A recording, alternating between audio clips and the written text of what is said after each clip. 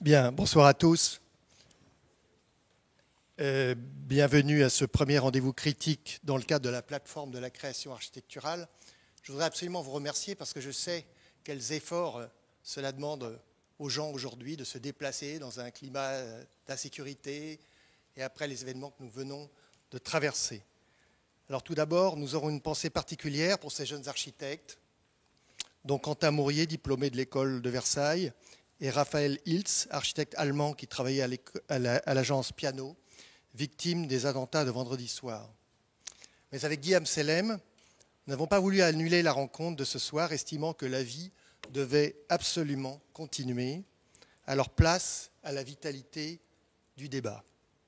Le rendez-vous critique de ce soir, c'est avec Sophie Trelka, Frédéric Edelman, Richard Scoffier, Philippe Trétiac. Mon rôle sera celui de modérateur, bien sûr, mais de critique toujours, ce qui m'amènera à osciller entre modération et accélération au cas où il serait un peu mou, parce qu'on ne sait jamais, ça peut arriver, hein, un peu pris par... voilà.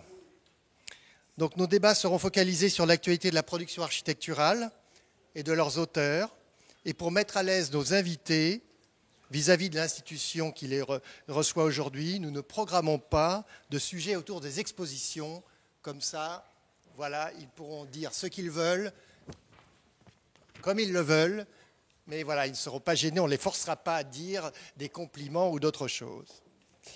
L'ordre du jour de ce soir, c'est cinq bâtiments et puis un sujet particulier. Je vais parler de la disparition de Pascal Cribier, nous commencerons par là. Ensuite, nous étudierons deux projets en métropole régionale, le mémorial de Rivesaltes par Rudy Ricciotti et le Grand Stade de Bordeaux par Herzog de Meuron. Puis deux projets dans le Grand Paris, le centre de recherche EDF à Saclay par Francis Soler, l'ensemble City Lights à la tête du Pont de Sèvres à Boulogne-Billancourt par Dominique Perrault, et pour finir un projet à Paris Intramuros, le bâtiment Home, à Paris-Tolbiac par Amonique et Masson et Comte et Wollenweider.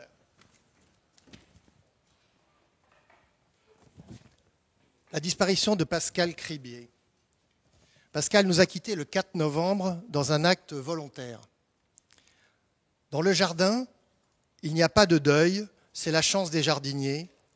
Ils se préoccupent de l'instant présent et pensent aux saisons futures, écrivait-il en 2008 en introduction de sa monographie publiée aux éditions Barral, Xavier Barral, sous le titre « Itinéraire d'un jardinier ». Je vous recommande la lecture de ce livre à plusieurs mains. Jardinier en effet et non paysagiste. Il tenait absolument à ce que l'on fasse la distinction. Je préfère le terme de jardinier, disait-il, à celui d'architecte paysagiste, car j'aime avant tout être au contact du sol et rencontrer les habitants. D'ailleurs, lorsque je l'avais appelé pour lui annoncer que nous l'avions choisi pour participer à l'un des duos de la plateforme de la création architecturale, ici même, c'était programmé pour 2007 dans un face-à-face avec Bas Metz, il s'était réjoui à l'idée de cette confrontation entre jardin et paysage. Et cela dépassait franchement le changement d'échelle. Ce positionnement particulier, qui n'avait chez lui rien d'une posture, sera analysé lors d'un hommage que la Cité de l'Architecture et du Patrimoine lui rendra au printemps prochain. Mais nous savons bien que dans cette discipline, la frontière est ténue. Cribier en convenait. Le jardin privé, disait-il, souvent décrié par les paysagistes, est pour moi un laboratoire de recherche dont les documents peuvent parfois influencer les projets dans l'espace public. Lui qui admirait autant Roberto Burle-Marx que le nôtre, était le complice des architectes, Patrick Bouchain, Philippe Gazeau, Francis Soler, Stéphane Maupin, l'AUC et bien d'autres encore, sur des projets de musées, d'hôpitaux, comme sur la reconversion d'usines. Épris de vitesse comme de nature, il était champion de cartes, c'est-à-dire à ras du bitume. Toujours ce contact avec le sol. Et courait couper ses arbres dans le bois de Morville à Varangeville par nuit de pleine lune. Le bois de Morville, c'est une œuvre qui se décline en une série de tableaux changeants au-dessus des falaises du pays de Caux, un projet qui l'aura passionné pendant 33 ans, c'est-à-dire la moitié de sa vie.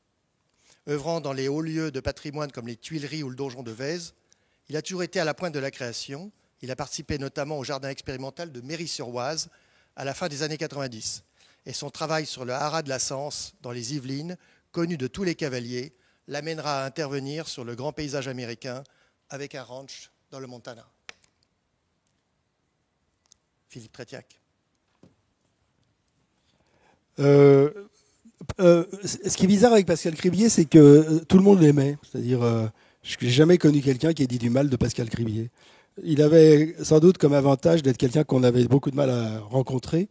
Je crois que Michel Guérin dans Le Monde disait on n'avait jamais rendez-vous avec lui, on le croisait. Et justement, moi je dois donner un témoignage personnel. Il s'est donné la mort le mardi, dans la nuit du mardi au mercredi. Et moi, il se trouve que je l'ai vu le mardi à 17h. Et ce qui est très curieux, c'est que j'étais rue d'Assas. Il devait, j'imagine, comme il avait rendez-vous avec Patrick Bouchin chez lui, j'imagine qu'il a fait un dernier tour du Luxembourg. Il est sorti par la rue d'Assas. C'est là que je l'ai vu. Et je vous jure que c'est vrai. C'est pas du tout quelque chose que je dirais, que j'invente a posteriori. Quand je l'ai vu, j'ai eu le sentiment de voir un personnage de Orphée de Cocteau. J'ai eu l'impression de voir une espèce d'ange. Il avait les mains dans les poches. Il avait juste une chemise et une veste et il portait rien. Et j'ai eu vraiment le sentiment d'un personnage délétère qui passait comme ça. J'ai voulu évidemment m'arrêter. J'étais en moto, enfin en deux roues, et puis je l'ai pas fait. Et voilà. Et je voulais raconter juste une anecdote que m'avait raconté Pascal Cribier.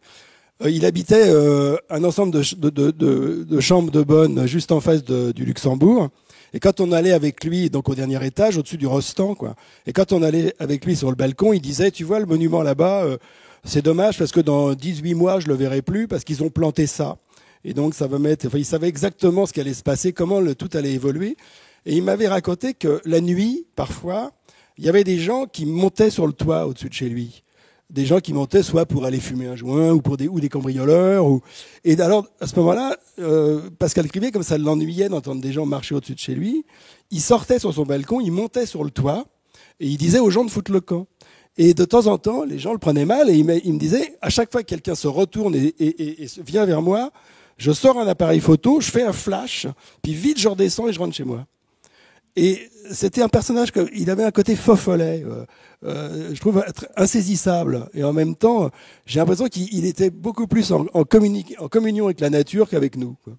Mais en même temps, voilà, c'était un personnage formidable. Alors Richard Scoffier, de Versailles, j'imagine que, vu la proximité de l'école du paysage à Versailles, la figure de Pascal Cribier, aussi exceptionnelle qu'on vient de le décrire,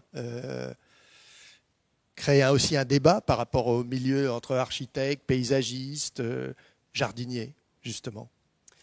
Excusez-moi, ça marche? Oui, je ne voudrais pas commencer par parler d'un sujet que je ne connais absolument pas. Excusez-moi, je ne connaissais pas Pascal Cribier. À Versailles, je suis à l'école d'architecture. Je pourrais l'expliquer. Il y a un fossé donc total. Tu veux dire qu'à l'école d'architecture, on ne parle pas de paysage. C'est déjà ça que tu dis. Entre l'école d'architecture... Non, mais il faut répondre à la question là. Non, entre l'école d'architecture et l'école du paysage, ce sont deux mondes complètement différents. Voilà. Je pense qu'il y a effectivement... Étanche. C'est pas du tout les mêmes études. Hein. Les étudiants en architecture, donc d'abord c'est des étudiants relativement pauvres. Enfin, je veux dire, ils sont pas vraiment dotés par le ministère. Et ensuite, ils sortent du lycée. Les étudiants de l'école du paysage, ils sont beaucoup moins nombreux.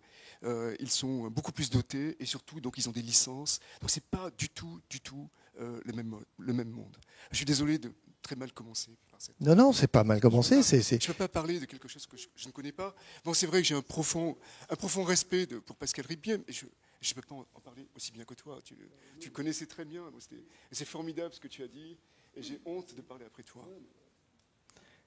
Frédéric. Je peux dire la même chose. Non, moi je l'ai connu il y a en fait assez longtemps. Et on avait une sympathique camaraderie. Et je n'irai pas beaucoup plus loin parce que je ne me suis pas du tout occupé de ce qu'il faisait par la suite. Mais parce qu'en fait, il faut expliquer qu'au journal, c'est très cloisonné. Là aussi, c'est cloisonné comme dans les écoles. C'est-à-dire que les gens de l'architecture ne parlent pas de paysage, les gens du jardin ne parlent pas d'architecture. C'est ça, en fait. Très exactement. Et même on n'a quasi pas le droit. Mais voilà, j'aimais bien beaucoup de lui et beaucoup de ses camarades paysagistes, ou jardiniers surtout. Et voilà. Bien. la suite. Oui. Sophie. Oui, je ne m'étendrai pas non plus sur la question puisque je ne le connaissais pas. Je sais que c'est un personnage extraordinaire, donc je pense que ce sera un petit peu déplacé de trop commenter. Néanmoins, il y a quand même quelque chose d'incroyable, c'est que c'est quelqu'un qui, avec son immense talent, a réussi à se hisser parmi les meilleurs paysagistes français. Bon, lui se préférait le terme de jardinier, et pourtant, à l'ère de l'hypercommunication, de la communication à outrance, c'est quelqu'un qui ne communiquait pas, c'est quelqu'un qui n'avait pas de téléphone portable, qui n'avait pas d'ordinateur portable, qui n'était pas dans cette logique de concours. Voilà, donc là, à un moment donné, il y a vraiment le talent qui prime plus que tout. Quelque part, c'est une posture un peu rassurante et en tout cas très marginale.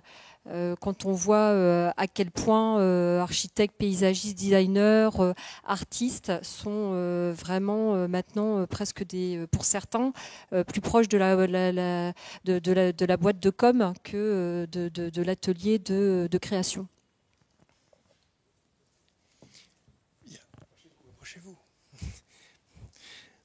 Nous allons enchaîner avec le mémorial de Rivesaltes.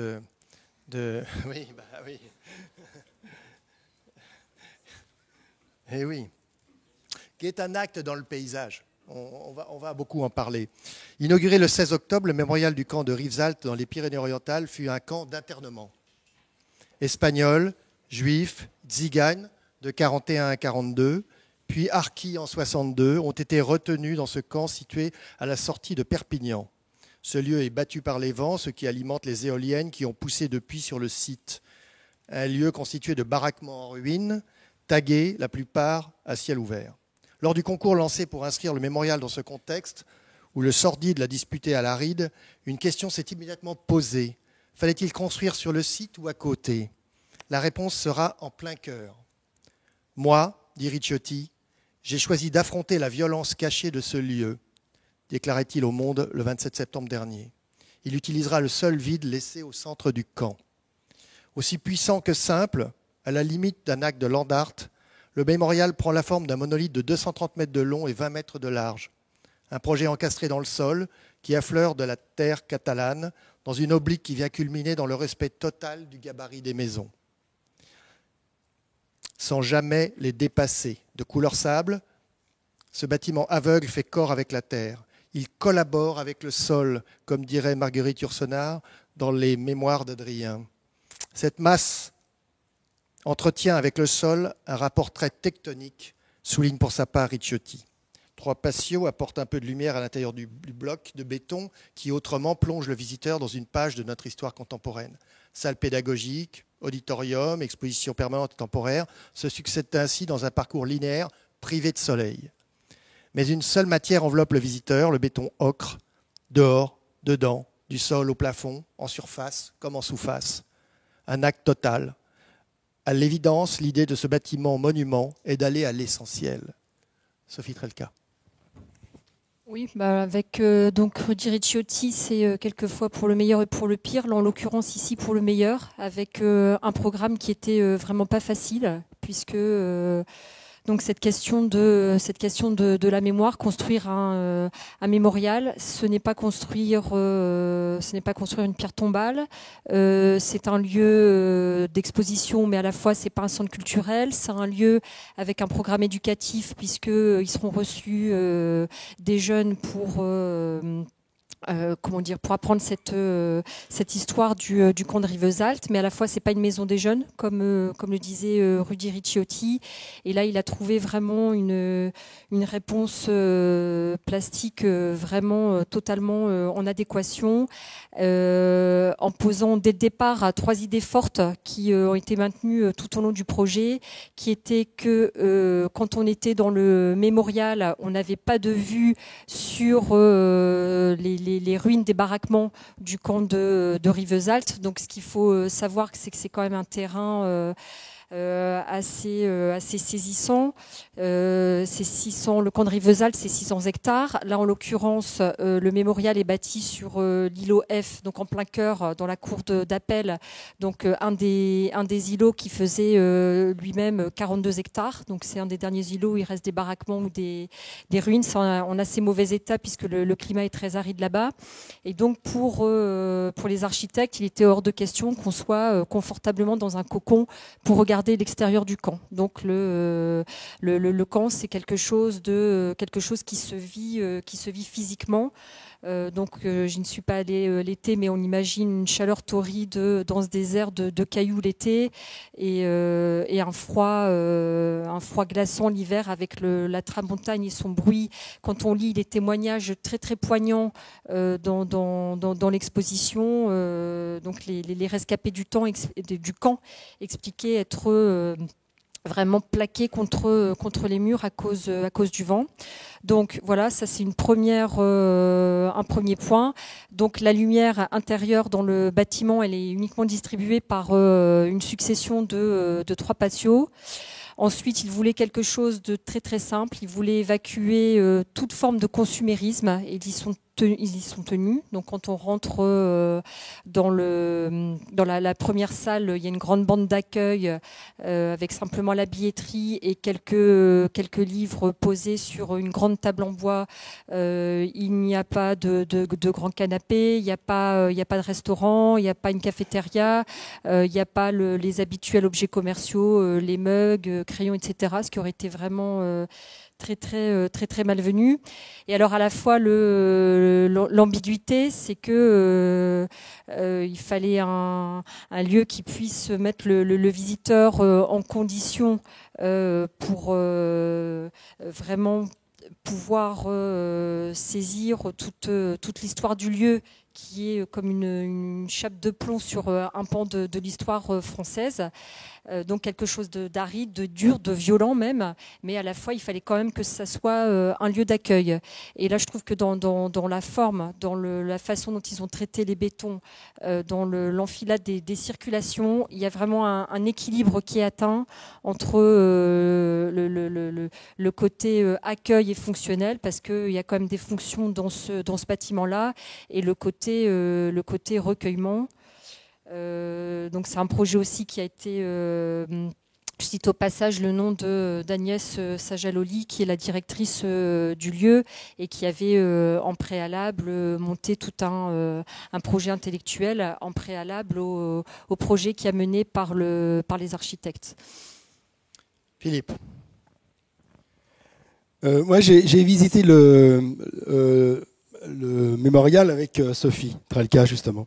Et je dois dire que je pense qu'il faut rappeler une chose, c'est que dans la décision d'enterrer le bâtiment et de le laisser surgir comme ça par un bout, il y avait dans l'idée de Rudy et des architectes avec lesquels il a travaillé, l'idée qu'il ne voulait pas donner aux visiteurs actuels une position dominante sur le site, d'autant plus qu'il ne voulait pas qu'on puisse voir ce site dans une position de confort qu'aurait été celle aujourd'hui des gens comme nous, qui sommes des gens bien nourris, etc. Et je dois dire que tout autant je peux trouver le bâtiment extrêmement réussi dans sa force architectonique, etc. En même temps, je trouve que là, il y a quand même une question qui se pose, parce que je trouve que c'est pas possible de discuter de ce programme, en fait, de ce bâtiment, sans penser aussi au camp d'Auschwitz, sans penser aussi au mémorial du génocide arménien d'Erevan, etc., où il y a aussi là des tentatives de constitution d'un lieu à la fois de recueillement, d'explication, etc. Et je dois dire que quand j'ai dit à un des architectes que finalement, une chose qui me gênait dans ce projet, c'est que je le trouvais presque trop beau. Je dis, il y a un truc que je comprends pas dans cet endroit, c'est que j'ai l'impression qu'il manque un lieu de recueillement où l'on pourrait, pour dire les choses de façon presque avec un cliché, on pourrait venir pour pleurer les morts. Il y a ça, il n'y a pas vraiment ça à Auschwitz d'ailleurs, mais parce que l'ensemble du camp est encore laissé dans sa forme. Il y a ça à Erevan, là il n'y a pas ça. Et l'architecte m'a dit, si ce lieu il existe, il est au-dessus. Il faut sortir, et quand tu te retrouves sur la steppe et que tu regardes les bâtiments qui sont encore là, le lieu de recueillement, il est là. Et sur le fond, je trouve que c'est pas faux. Vu comme ça, il y a quelque chose d'assez réussi. Mais c'est-à-dire que c'est un lieu où, pour moi, l'extraordinaire force expressive vient de l'entrée dans le bâtiment, c'est-à-dire qu'il y a ce long couloir étroit qui descend avec des ferronneries. Il faut préciser que l'entrée n'est pas frontale. Non, pas du tout. De passer sur le côté on pour rentre revenir. par un très long couloir qui est évidemment une image aussi de lieu d'où on va, duquel on ne revient pas. Il y a ce côté, c'est d'enfermement, c'est-à-dire ce qui est très maîtrisé dans le bâtiment, me semble-t-il, dans le travail de Ricciotti, c'est qu'il y a un balancement permanent entre l'enfermement et la liberté. C'est-à-dire que il a ouvert ces 3 patios, donc on voit 3 fois le ciel, 3 fois on a l'image de la liberté devant soi, 3 fois c'est une liberté qui nous est refusée aussi. Parce que on la voit, mais on peut imaginer qu'on ne pouvait pas y accéder. On peut pas. Donc tout ce travail-là est absolument, je trouve, remarquable. Mais encore une fois, cette question que je posais au début, ce que je soulève, c'est que cette idée que quand on est à Auschwitz, je vais parler des choses très simplement, mais quand on est à Auschwitz et qu'on visite le camp d'Auschwitz ou Birkenau, à un moment ou à un autre, tout le monde se dit j'ai un peu froid, et on se dit mais les autres j'ai quand même pas à me prendre une écharpe, les autres ils étaient nus, ils n'avaient rien, etc. Et on se dit mais c'est complètement con comme réaction, qu'est-ce que ça peut foutre? Après on a faim, on se dit je vais manger quelque chose, ils étaient affamés, et je trouve que c'est très important de passer par ces phases-là parce qu'on est confronté à ce que j'appelle un abîme, c'est-à-dire que chaque question renvoie à une autre question. Et je trouve que dans un certain sens, la façon dont ça a été traité à Rivesaltes, c'est comme si on voulait qu'il y ait échappé à cette question. Je vais donner même un exemple absurde, c'est qu'ils se sont dit on va quand même pas faire un restaurant, parce que les gens qui viennent là, quand même, ils viennent pas là pour bouffer, alors ils ont fait un espace collation. Et je trouve que tout est là. C'est-à-dire, encore une fois, je trouve que le bâtiment de Rudy est magnifique. On peut après analyser, réfléchir à des tas de symboliques. Qu'est-ce que ça veut dire que s'enfouir? C'est-à-dire, est-ce que c'est pour se cacher la face? Est-ce que c'est au contraire, c'est pour creuser la mémoire? Il y a des quantités de choses qu'on peut évoquer comme ça. Mais en même temps, je trouve que dans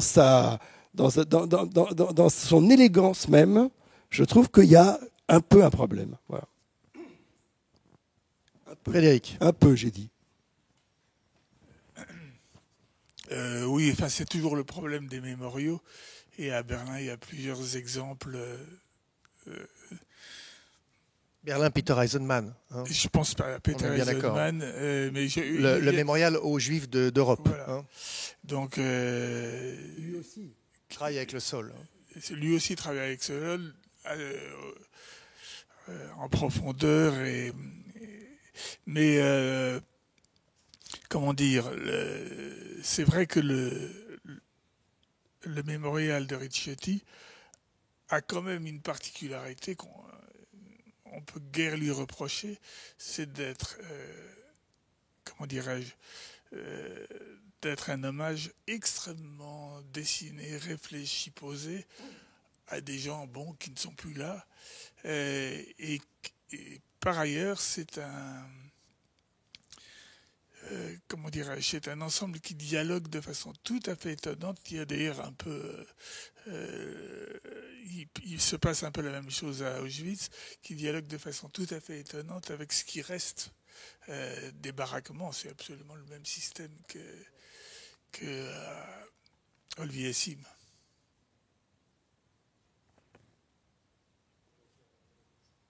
Fini.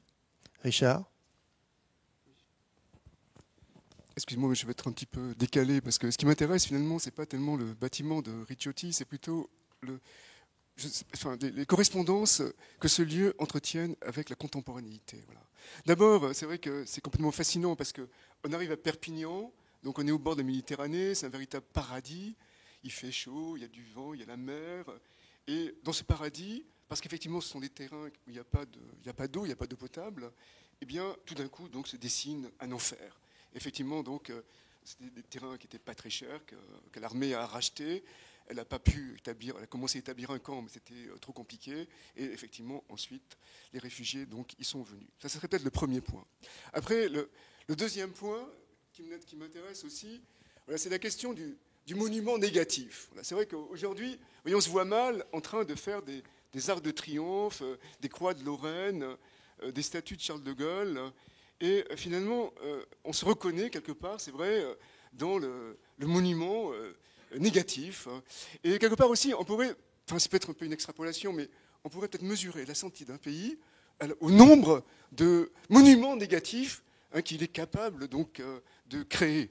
Je pense que peut-être que si l'Allemagne est si forte aujourd'hui, si elle est si cohérente, c'est parce qu'elle a su donc effectivement faire une sorte de travail, je dirais pas de deuil, c'est peut-être pas le mot juste, mais en tout cas, elle a su donc créer partout, à Berlin, donc la construction de Peter Eisenman, la construction, le musée d'art juif de Libeskind, les camps de concentration. Voilà, elle a su quelque part donc retrouver peut-être une certaine identité nationale dans le monument négatif. Et peut-être aussi quelque part que dans le monument négatif, il y a quelque chose d'assez pervers. C'est qu'effectivement, si c'est si constitutif, c'est que, comme le dit Freud, la société, eh bien, elle repose sur un crime commis en commun. Ça, c'est quelque chose de fort. Et je pense qu'aujourd'hui, c'est vrai qu'on est à l'ère des monuments négatifs, et je pense qu'on ferait bien de réfléchir là-dessus.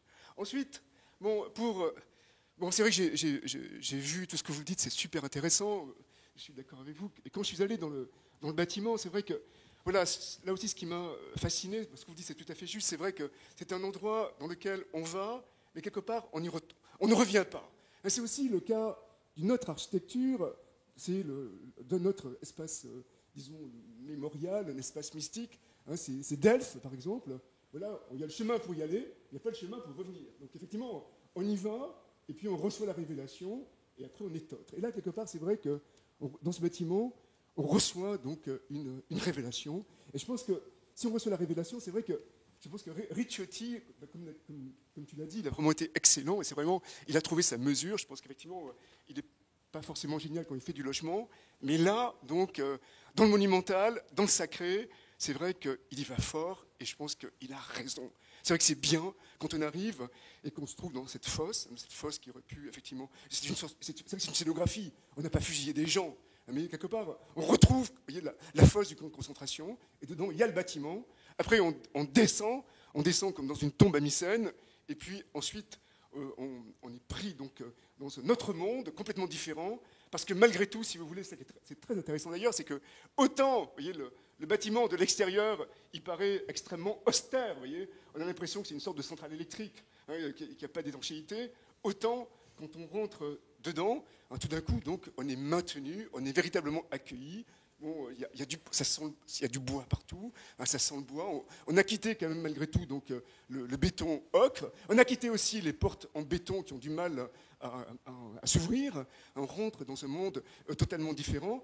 Et effectivement, donc, dans ce monde totalement différent, on peut avoir une révélation. Bon, peut-être c'est la révélation de ce crime commis en commun. Peut-être c'est la révélation de toutes ces déportations, effectivement, sur lesquelles notre République continue donc de fonctionner. Mais aussi, c'est autre chose, c'est le fait qu'aujourd'hui, effectivement, on est toujours constamment confronté donc à des déplacements de population. Donc il y en a partout. Et c'est un mouvement qui va s'amplifiant. Et donc, quelque part, tout le monde est concerné parce qu'il y a à la fois les populations qui sont déplacées, mais il y a aussi donc, les autres qui vivent au milieu de ces populations déplacées et qui sont tout aussi donc, déterritorialisées. À propos de monuments négatifs, je m'étonne que tu n'aies pas parlé du travail de Pingusson au chevet de... Non ? Oui. Enfin, moi, je suis pas tout à fait d'accord quand même. Je trouve que à l'intérieur, ça reste quand même très très austère parce que c'est quand même le béton qui domine. Voilà, même si je trouve que les propos de Richard très très intéressants sur le monument négatif et l'idée de la révélation. Et donc là, pour en revenir un petit peu à des questions techniques, puisqu'on parle d'architecture aussi ce soir, là, Ricciotti, c'est quand même le roi du béton parce que il propose autre chose que ce qu'il a proposé ailleurs avec ses BFUP, mais il y a quand même une recherche extrêmement poussée sur le béton qui font cet effet-là d'austérité. On arrive quand même dans un bâtiment avec des longueurs de murs qui sont saisissantes. Donc on se retrouve quand même juste avant d'entrer dans un creux avec d'un côté des cailloux et de l'autre côté quand même un mur de 210 mètres de béton. Et ce qui est très fort, c'est qu'il il a réussi à travailler des bétons sans trou de branche. Donc on a vraiment des linéaires sans aspérité. Donc on se retrouve un peu, il y a un peu l'idée de fouille archéologique. Cette idée d'enfouissement, elle est encore accentuée par le béton. Alors moi je trouve que vraiment effectivement le bois est présent, mais c'est pas ce qui prédomine. Et dans les bétons qu'il a utilisés au plafond, les traces de coffrage font que on a un peu comme des traces de moisissure ou les vieilles tissus blancs abîmés, les vieilles pages de livres abîmées qui participent aussi de ce côté recueillement, mémoire. Enfin, en tout cas, ça agit physiquement sur le visiteur, immanquablement. Alors justement, le fait qu'il n'y ait pas de trou de branche, donc en effet, on n'est pas dans du Tadawando avec cette géométrie très particulière, cette façon d'imprimer la matière. Mais est-ce qu'on n'est pas là dans la matérialité pure, on ne peut pas aller plus loin que ça, dans la radicalité de la position? Non, mais quand Sophie Tretka évoque les fouilles archéologiques, c'est que en fait les plaques de métal qui ont servi à couler le béton ont quand même laissé une trace sur le béton, mais ça donne le sentiment d'être une accumulation de pierres gigantesques. Et c'est pour ça qu'on a le sentiment d'être dans un monument égyptien. Ça, c'est très vrai. Ça, c'est le travail de la mise en œuvre du béton par Ricciotti. Je voulais dire quelque chose sur ce que tu disais, Richard Scofield, à partir de cette histoire du monument négatif. C'est vrai que depuis quelques temps, on voit très bien, et les Allemands, je suis absolument convaincu et d'accord avec ça, ils ont réussi une chose, c'est qu'ils ont réussi à faire un certain nombre de monuments, c'est-à-dire de lieux qui commémorent par le vide. Alors on peut après s'interroger sur ce que veut dire ce vide. Ça peut être aussi, on se souvient de la formule de Renan sur ce que c'est qu'une nation. Hein. C'est le fait de s'entendre sur un certain nombre de faits et puis s'entendre aussi pour en oublier un certain nombre ensemble. On les oublie tous ensemble. Donc il y a aussi cette ambiguïté dans le bâtiment de Ricciotti aussi, parce que c'est très compliqué le Rivesaltes, parce qu'il y a des quantités de couches de gens qui n'ont pas connu les mêmes destins. Certains ont été déportés, d'autres ont été seulement parqués, d'autres. Enfin, il y a toute une série d'histoires et il fallait mettre tout ça ensemble. Donc c'est vrai que le travail, on peut pas aussi oublier, puisque tu rappelais la taille gigantesque de ces 220 mètres de long. On est aussi un peu devant la pierre levée. C'est un peu la pierre de Balbec. Il fait référence à ça, Ricciotti, mais c'est aussi d'ailleurs la dernière image de 2000 ans Odyssée de l'espace. Il y a quelque chose de cette énigme-là qui a été mise en scène. Moi, le bémol que je mettais au début, c'est sur le bois, justement. Parce que moi, je trouve que justement, le bois, il est bon. Mais c'est un bémol. C'est vrai que par ailleurs, c'est d'une très très grande puissance. Oui, mais le bois n'est pas si présent. Non, moi ça me dérange absolument pas. Et c'est pour ça d'ailleurs que le bâtiment il est très contemporain, parce qu'effectivement on entre dans le bâtiment un peu comme il y a ce film de Jodorowsky là, je me rappelle pas comment, la montagne sacrée, où le type il grimpe sur les tours de comment il s'appelle, mexicain, bon peu importe. Et c'est comment Barragan, voilà, ils sont très extrêmement fines. C'est Barragan est le sculpteur surtout, dont je me rappelle jamais le nom. Goeritz. Non, Goeritz, merci, Matthias Goeritz. Et donc ils montent sur les tours qui sont très fines, et puis dedans ils rentrent dans des espaces pas possibles, avec des piscines, des hippopotames.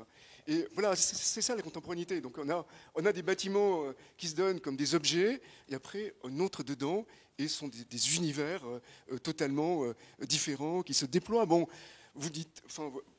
Moi, je pense qu'il y a un certain luxe quand même, malgré tout, parce qu'il y a le bois, il y a aussi la brique au sol, il y a les jarres avec donc la végétation qui est dedans. C'est un espace complètement différent. Autant c'est aride donc à l'extérieur, autant on rentre et puis on a l'impression quelque part. D'ailleurs, c'est presque paradoxal parce que on a l'impression d'être chez soi, voilà. Dans la maison méditerranéenne qui s'organise autour de son patio. Voilà. C'est très paradoxal, je trouve que c'est très intéressant. Et justement, ça renvoie donc à l'expérience qu'on peut faire quand on va là-bas, c'est-à-dire qu'on est donc dans un espace presque paradisiaque, et tout d'un coup, donc, on entre dans un enfer, dans une certaine continuité. Frédéric, c'est pas un peu exagéré, ça, le côté domestique, quand même. Oui, mais je m'adressais à Frédéric, si vous voulez. Oui. Non, ce qui est certain, que de toute façon, on est une époque où ce type d'aridité ou ce type d'austérité est devenu pratiquement la norme.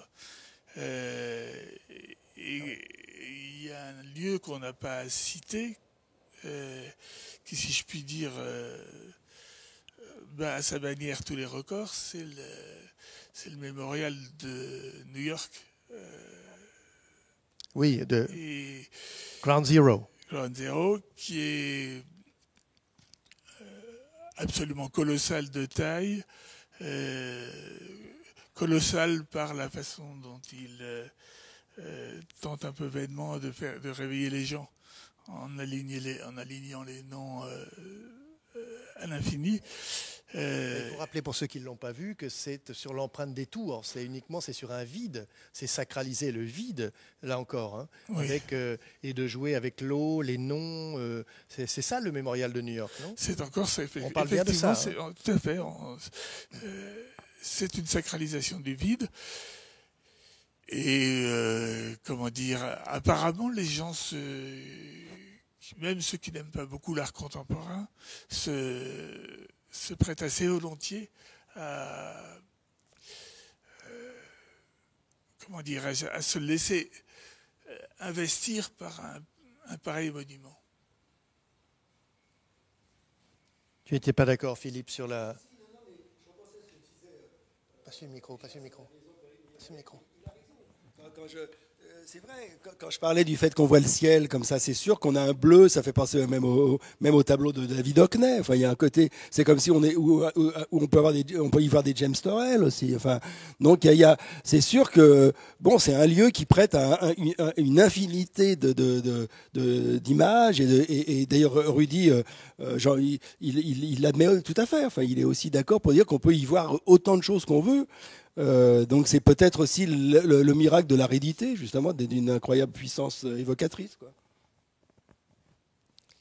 Bien, on va changer de sujet un peu plus gai avec le grand stade de Bordeaux. Là, ça va être beaucoup plus festif, parce qu'on va parler de football.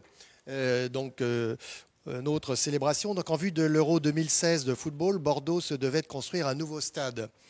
C'est un équipement de 42 000 places, une œuvre d'architecture réalisée en PPP. Je rappelle ce que veulent dire ces trois lettres, partenariat public-privé, soit un loyer de 3,8 millions d'euros pendant 30 ans. C'est le 4e stade signé des architectes Herzog & de Meuron, après le stade de Bâle, que peu de gens connaissent, le stade de Munich pour le Bayern, que tous les footeux connaissent, le stade de Pékin, que tout le monde entier connaît, le célèbre nid d'oiseau réalisé avec Ai Weiwei, je le rappelle. Autant de contextes différents pour expérimenter sur l'architecture sportive. Mais comment dépasser la stricte et indispensable fonctionnalité et les enjeux de sécurité qui l'accompagnent était l'enjeu à Bordeaux aussi. Nous avons cherché à faire une architecture légère et ouverte, annoncent les architectes suisses. En périphérie de la ville, proche du lac, le stade rompt avec la figure habituelle de la courbe pour s'inscrire dans un rectangle de 233 mètres par 210. La nouvelle c'est presque un carré, en effet, mais l'image est plus trompeuse. La nouvelle arène, qui se présente comme un anti-chaudron, pour reprendre une expression du milieu footballistique, ne développe pas de façade à proprement parler, mais une colonnade qui joue autant sur la transparence que sur la profondeur de l'espace. Métaphoriquement, cette forêt de 644 poteaux d'acier blanc renvoie au paysage des forêts en Aquitaine. Structurellement, ils ne sont pas tous porteurs, mais participent indéniablement à l'effet esthétique et cinétique. On pense à Soto, évidemment. Bordeaux marche donc sur les traces de Pékin, même si les deux stades sont fondamentalement différents, car on se souvient que certains éléments de structure du nid d'hirondelle n'étaient pas porteurs non plus. Mais la magnifique icône avait été l'arbitre des débats. Pour le stade des Girondins, l'arène se décompose en 3 éléments majeurs. Je vais reprendre les termes de l'agence, le bol, les poteaux et le serpentin. Ce serpentin est une coursive généreuse qui slalome entre les poteaux, pour ne pas dire dribble. Tant ce dispositif brouille la frontière entre intérieur et extérieur, comme le soulignent eux-mêmes Herzog et de Meuron. Frédéric Edelman. Merci. Si je puis dire, il y a quelque chose d'un peu amusant après la conversation que nous avons eue, c'est que c'est un bâtiment d'une extrême austérité et dignité. C'est-à-dire qu'on voudrait en faire un monument ou un lieu de recueillement, on pourrait tout à fait. Donc je ne suis pas certain que c'est le souhait des Bordelais, mais ce n'est pas du tout un lieu qui déborde de joie, ni même d'appel à accrocher tous ces éléments de folklore qui sont liés au football. Est-ce que vous voulez dire que l'austérité affichée est la réponse à la contrainte budgétaire ? Je ne sais pas, mais moi, elle ne me gêne pas. On parlait de stade low cost au début, comme étant la commande. Oui, c'est vrai. Bon, mais je pense que c'est bien ainsi, et que ça aurait été peut-être trop lourd avec plus d'argent. Mais si on pense d'ailleurs au Nid d'Oiseau, au stade de Pékin, c'est un stade qui est quand même surchargé d'acier, d'éléments d'acier, ce qui doit d'ailleurs le faire souffrir. C'est vraiment pesant, c'est beau, mais c'est pesant, et c'est tout sauf un appel à la réflexion et au calme. On va revenir à Frédéric. Sophie ? Oui, je pense qu'il y a quand même une précision qui s'impose, c'est que ce bâtiment, il n'a de stade que le nom, puisque ça fait quand même partie de ces nouveaux bâtiments qui sont l'image de marque de la compétition interville et qui sont autant des stades que des centres de congrès, que des salles de spectacle. Et je pense que ça, c'est quand même une donnée importante. Donc ce ne sont pas du tout des bâtiments qui sont destinés à recevoir uniquement des événements sportifs avec tout ce que ça recouvre à côté. Là, en l'occurrence, dans le cadre du PPP, il y a une partie du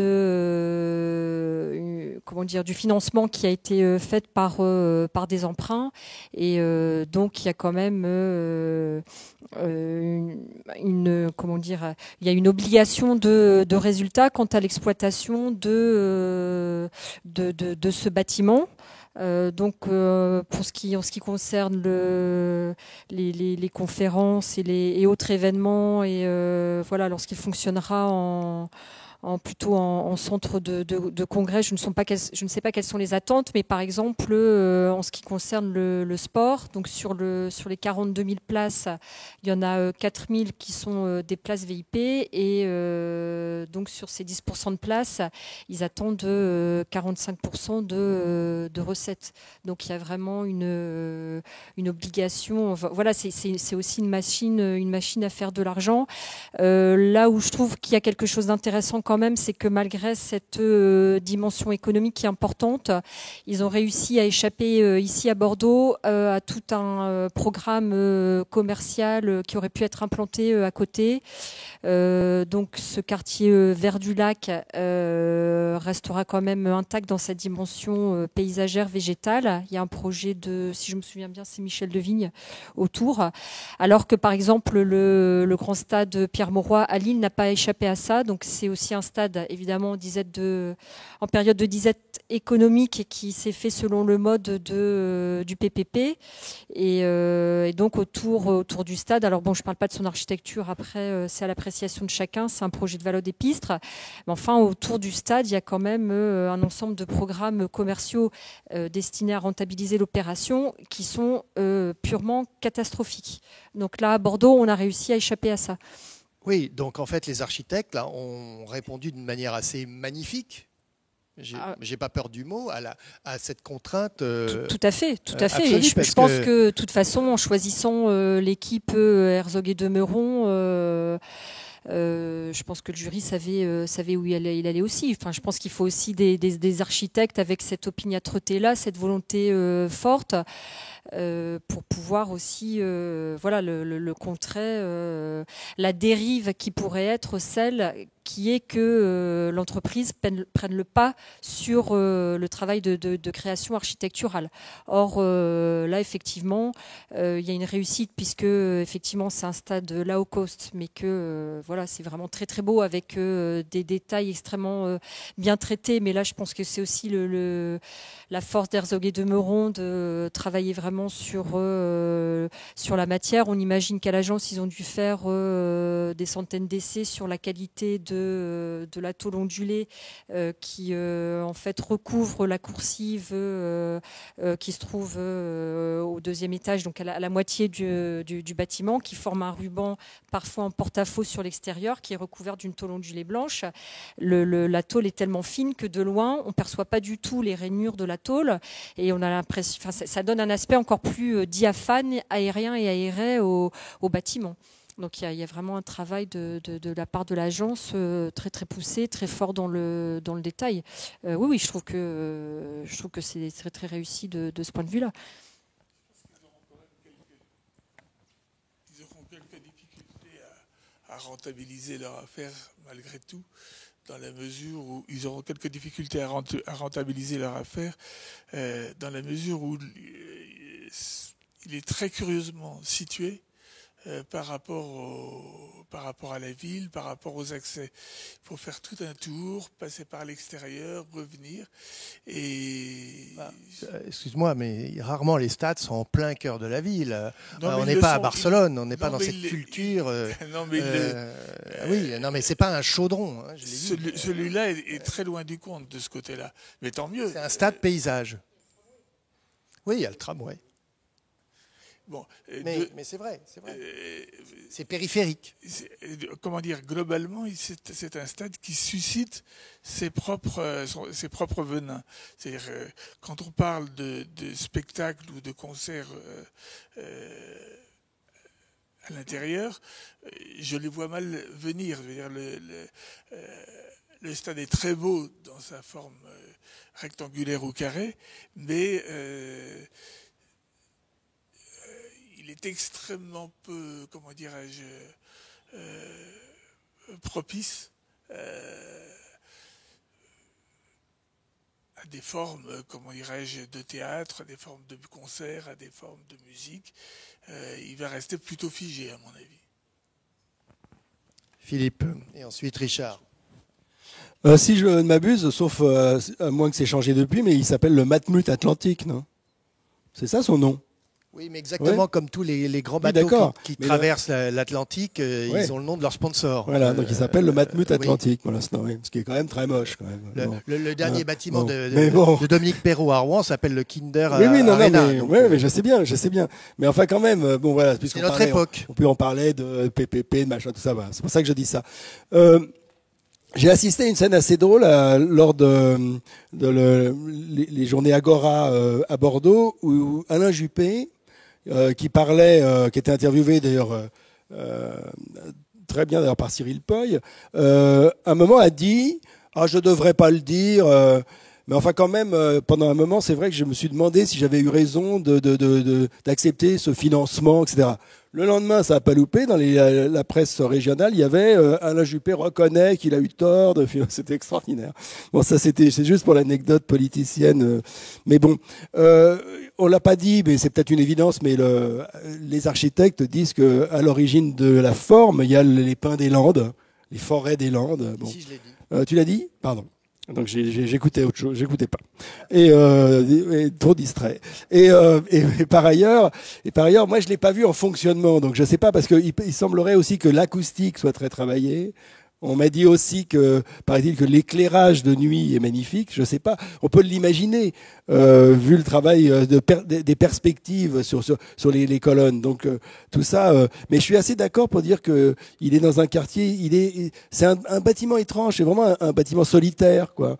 il y a juste à côté cet énorme, c'est pas un centre commercial, c'est une espèce de lieu de congrès, enfin oui, Bordeaux Expo. Oui, Bordeaux Expo gigantesque. Là. Donc c'est une zone bizarre quand même.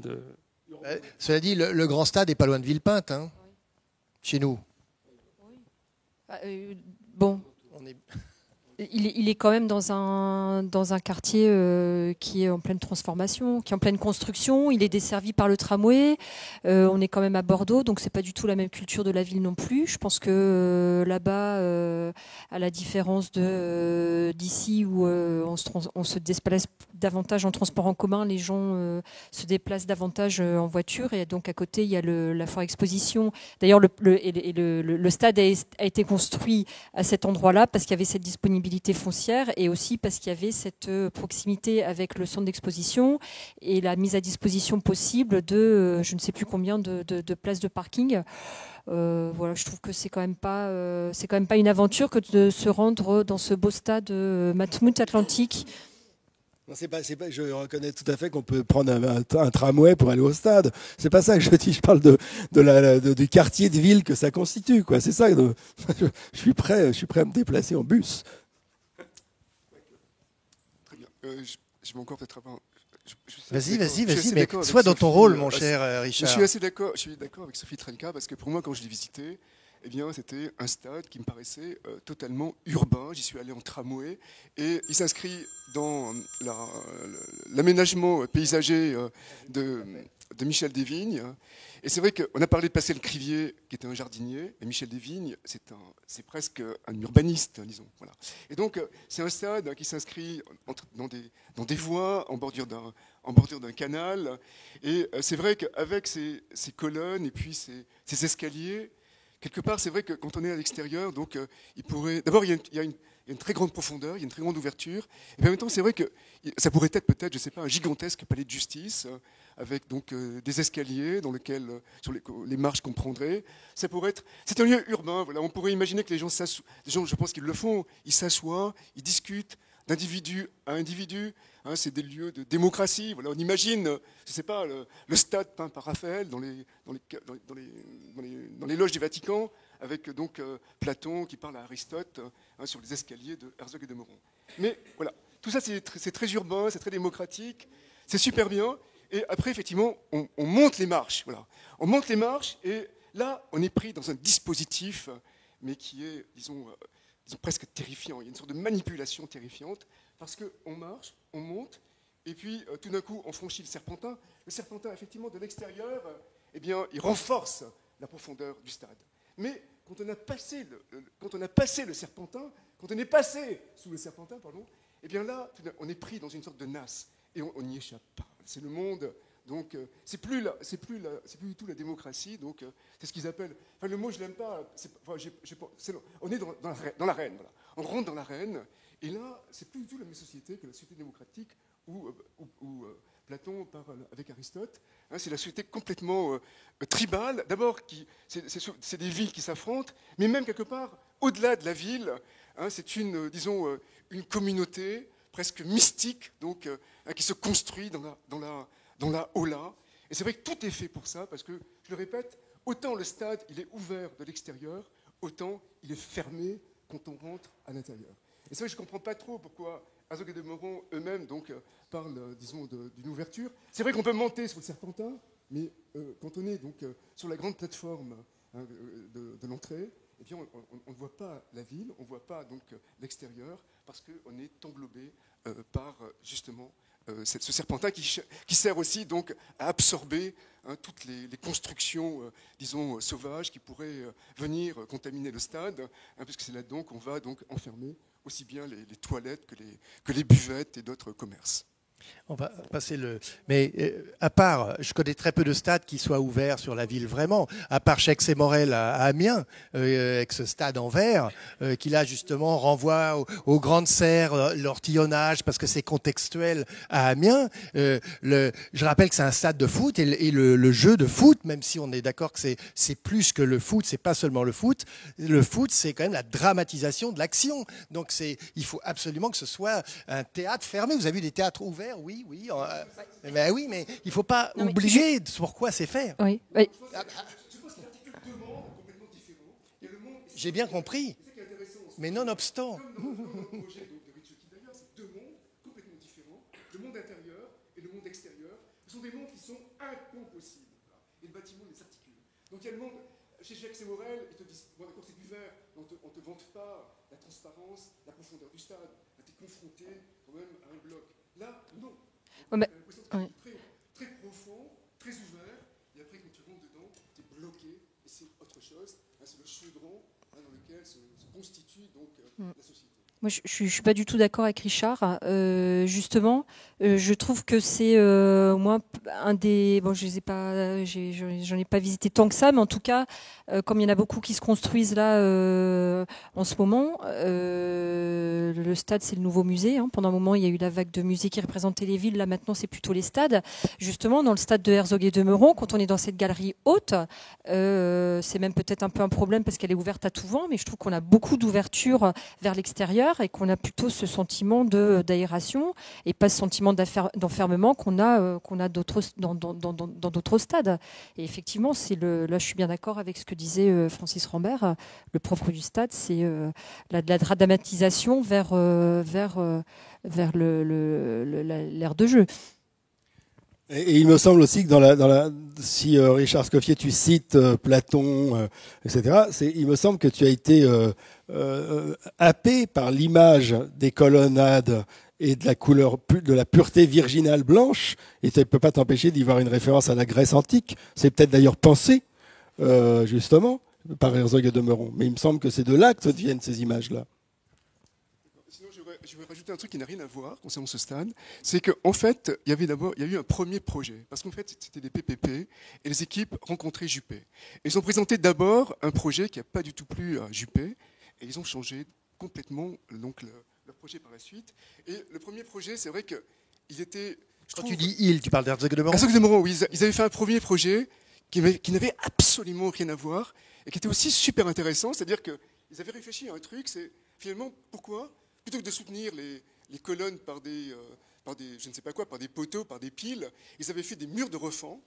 Et ces murs de refend, ils étaient troués donc au niveau de l'accès, ce qui fait que autour du stade, donc en bas, sur la plateforme d'accès, eh bien, on pouvait donc communiquer. C'est un projet totalement différent. Ça n'a pas plu à Juppé, et donc ils ont pris donc un autre projet. Enfin, ils ont pris une autre idée, un autre principe.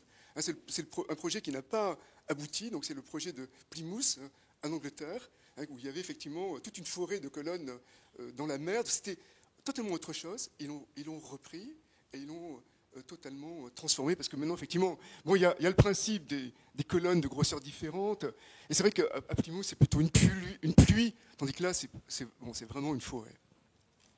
Alors je m'étonne qu'aucun d'entre vous n'ait repris la question de la vérité constructive sur un tiers des poteaux seulement qui sont porteurs. Je m'étonne. Je ne sais pas, c'est un mot qui est souvent utilisé, donc je ne sais pas, est-ce que... Ça fait quand même 2 fois, je l'ai dit, qu'Herzog et de Meuron, pour des questions esthétiques et indiscutables, qui en plus qui fonctionnent magnifiquement. Donc il y a quand même cette question. Alors, un tiers des colonnes là sont vraiment porteuses, les autres servent aussi à la descente des eaux pluviales et d'autres choses, donc elles ont quand même des fonctions. Mais, quand même, il y en a plein qui sont rajoutés uniquement pour que l'effet cinétique et cette... Non, ça vous...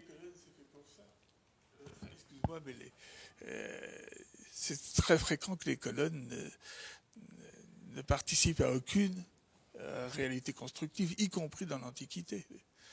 Donc on ne va pas les embêter pour Donc tu veux dire que le rationalisme constructif est tout relatif, c'est ça que tu veux dire? Extrêmement relatif, enfin je le pense. Je ne devrais pas le dire ici, peut-être. Si, justement, là où il faut le dire. Juste un mot, moi je me souviens quand j'ai fait, au début des études à UP6, il y avait un prof qui s'appelait La Bertonnière, je crois.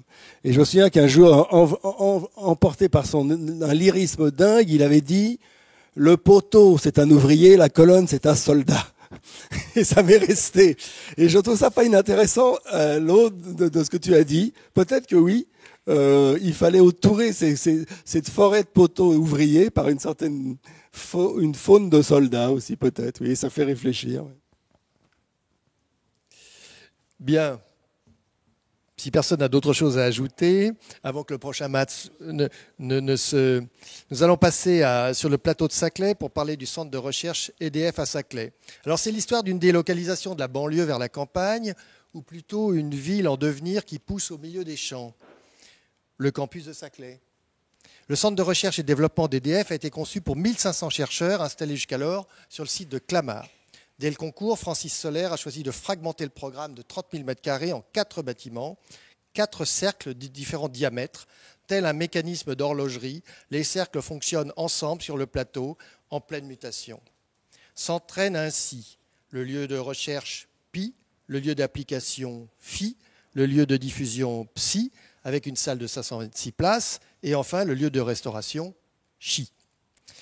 Mais on ne peut pas parler de cette géométrie de haute précision sans parler du travail sur le jardin qui l'accompagne. On y revient. Ce sera la dernière œuvre de Pascal Cribier. Il lui fallut combattre, entre autres, l'eau qui ne demande qu'à affleurer sur ce terrain argileux. Rappelons que toutes les eaux de Saclay allaient à Versailles. Notre jardinier prodige a dû créer son projet avec des plantes indigènes, c'était une obligation, tout en respectant l'étoile d'eau et le triton à crête dorée. Ça paraît bucolique comme ça. Sans parler des douves spécialement créées pour des raisons de sécurité inhérentes à l'objet des recherches. Pour revenir à l'architecture, dans son concept et son dessin, elle cherche autant l'efficacité que la dématérialisation dans l'utilisation du verre et le jeu des coursives. Soulignons la collaboration avec l'ingénieur Nick Green, un complice de Francis Soler, qui là va devoir relever le défi lancé par cette conception circulaire. Donc on va voir des poutres de 30 mètres de diamètre et puis le jeu de la compression, suspension, enfin un vrai travail technique assez exceptionnel. On relèvera aussi le choix des dalles actives, l'absence de faux plafond et le jeu des coursives, je l'ai dit. Bref, un bel opus dans une ville émergente. Soulignons que sur ce pôle de recherche et de l'excellence qu'aspire à être Saclay, Rem Koolhaas, Renzo Piano, Cab, Aires Mateus, pour ne parler que d'eux, vont attribuer leur contribution après Francis Soler. Richard Scoffier. D'accord, je regarde Francis dans les yeux et donc voilà, j'ai vu 2 fois son bâtiment, une fois fin août, à la fin d'une merveilleuse journée donc, de fin d'été avec Lise Mélian, on a vu son bâtiment de l'extérieur, c'est vrai que c'était remarquable, surtout la manière, parce que bon, on parle de le plateau de Saclay, mais c'est vrai que le plateau de Saclay c'est des champs et puis c'est un ciel, donc moi j'étais resté au mois d'août à Paris à travailler, donc tout d'un coup j'étais projeté donc, dans ce plateau de Saclay. Et c'est vrai que, quelque part, c'est vrai que le bâtiment de Francis révélait parfaitement donc, toute la poétique de ce plateau, avec ces ciels, hein, ces changements de lumière. Et c'est vrai que c'est super intéressant. Donc, la première fois que je l'ai vu, j'ai trouvé très très beau. La seconde fois, j'étais avec vous. J'y suis allé. Il faisait donc il faisait gris, hein, mais le bâtiment pareil, donc était parfait parce qu'effectivement il y a toute cette enveloppe relativement complexe qui sait jouer donc, de la transparence, du reflet, et qui amplifie le moindre mouvement de la lumière. C'est un bâtiment qui a beaucoup de qualités aussi, parce que des qualités humaines presque, on pourrait dire, hein, parce que donc, c'est un bâtiment qui respecte l'échelle de l'individu. Je me rappelle très bien, j'ai pris beaucoup de photos, parce qu'il y avait des ouvriers en train de nettoyer les vitres, et c'est vrai que c'était des corps glorieux, donc le bâtiment arrivait donc à parfaitement mettre leur corps en évidence. Voilà, tout ça c'est magnifique, et c'est vrai que ça me rappelle, voilà, quand j'étais étudiant et que j'allais donc à la Bibliothèque nationale, et que j'ouvrais les grands folios et que je voyais les dessins de Boulet, donc c'est des gigantesques, donc enfin c'est pas beaucoup des cylindres chez Boulet, c'est plutôt des troncs de cône, ce sont des sphères. Et voilà, on est un petit peu dans ce monde-là, hein, de troncs de cône, de sphères.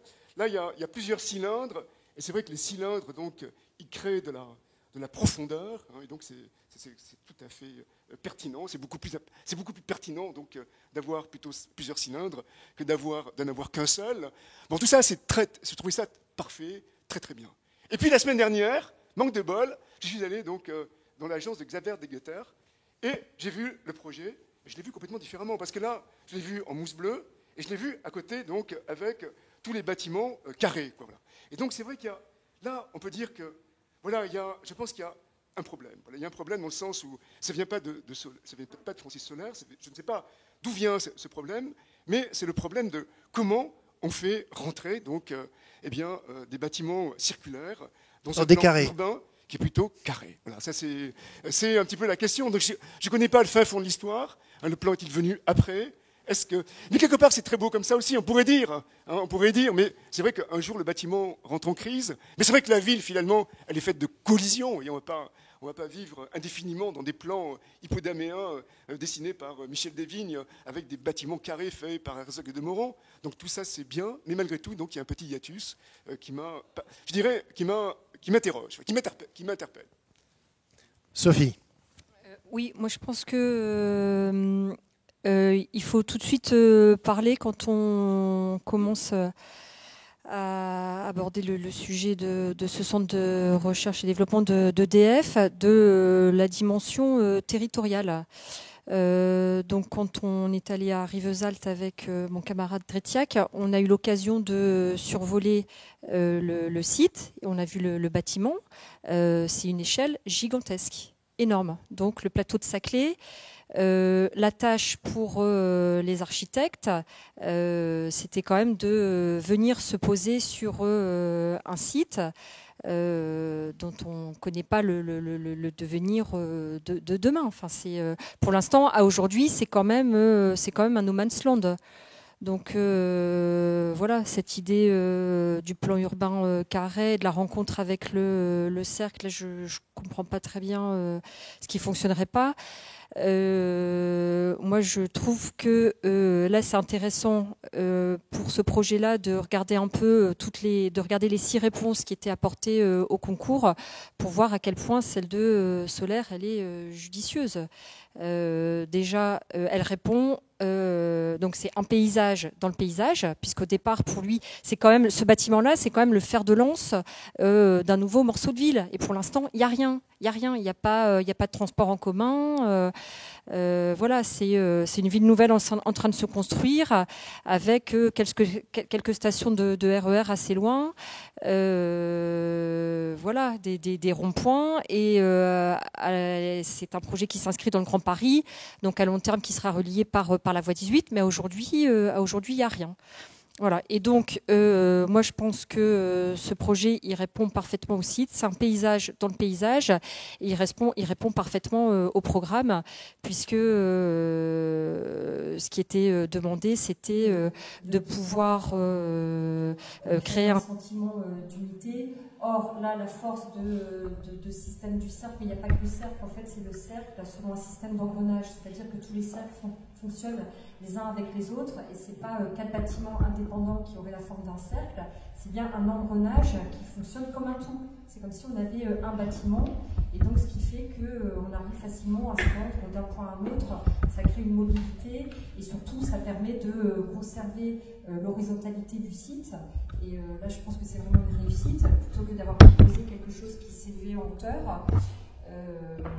Donc c'est intelligent par rapport au site. Le travail sur le détail des matériaux est aussi intelligent parce qu'on a une grande transparence et une grande, un fondu enchaîné avec la nature autour grâce au travail sur le verre. Donc là, je trouve que c'est très judicieux. Et puis alors après, d'un point de vue fonctionnel, pour aller d'un point à un autre, la figure du cercle, c'est ce qui permet les distances les plus courtes. Donc voilà, j'ai été étonnée, parce que pour l'avoir d'abord découvert vu d'avion et avoir été vraiment quand même impressionnée par l'échelle du bâtiment, parce que c'est quand même ce sera quand même le plus grand centre de chercheurs au monde. Il faut quand même être fort pour pouvoir gérer, maîtriser cette grande échelle. Oui. J'aime bien la réflexion de Richard parce qu'elle est surréaliste dans un certain sens. Parce que ce qui caractérise précisément le centre EDF réalisé par Solaire, c'est que de toute façon, il est inaccessible. il n'est pas question, on ne va pas y faire des rues, il n'est pas traversant. Tout est fait précisément pour qu'il soit sécurisé à un tel point que justement l'eau récupérée a été utilisée pour faire des douves, de manière à ce qu'on ne puisse pas rentrer, y compris en voiture bélier. Enfin, ça a été dit. Donc de toute manière, on peut penser que le périmètre est carré. Autour donc c'est pas tellement la forme des bâtiments qui déterminerait l'emprise au sol finalement. Donc ça bon, mais c'est intéressant de le poser. Moi, j'ai été comme les autres certainement très impressionné par ce projet, parce que d'abord c'est vrai, je suis tout à fait d'accord. Je trouve qu'il y a un côté Boulet, c'est très juste, et il y a un côté architecte visionnaire, mais il y a un côté Star Wars aussi. Il y a un côté soucoupe volante, il y a un côté gazinier, comment on appelle ça, gazomètre, gazinière. Non, il y a un côté, ce serait moins bien. Non, c'est un côté gazomètre, et c'est ça que je trouve drôle pour de l'électricité, et y compris d'ailleurs dans la manière dont il a parfois surélevé ces bâtiments de résille métallique qui n'attendent que des constructions futures.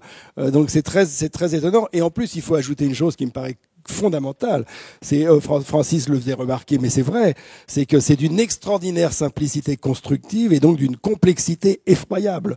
Parce qu'évidemment, pour avoir utilisé partout les mêmes modules, arriver à faire tout ça avec des éléments, semble-t-il, relativement restreints, ça demande une complexité de calcul qui doit être vraiment démente. Et c'est ça qui était tout à fait extraordinaire. Et alors c'est vrai que on nous rebat les oreilles sans arrêt avec l'idée de ces fameux bâtiments qui accrochent la lumière et qui donc se bougent et changent, etc.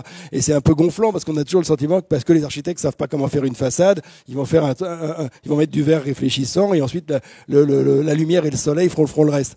Mais dans le cas présent, c'est incontestable parce que on a non seulement ça, mais on a le chevauchement des cercles les uns sur les autres. Il y a des quantités de perspectives absolument surprenantes, d'espaces refermés, ouvrants.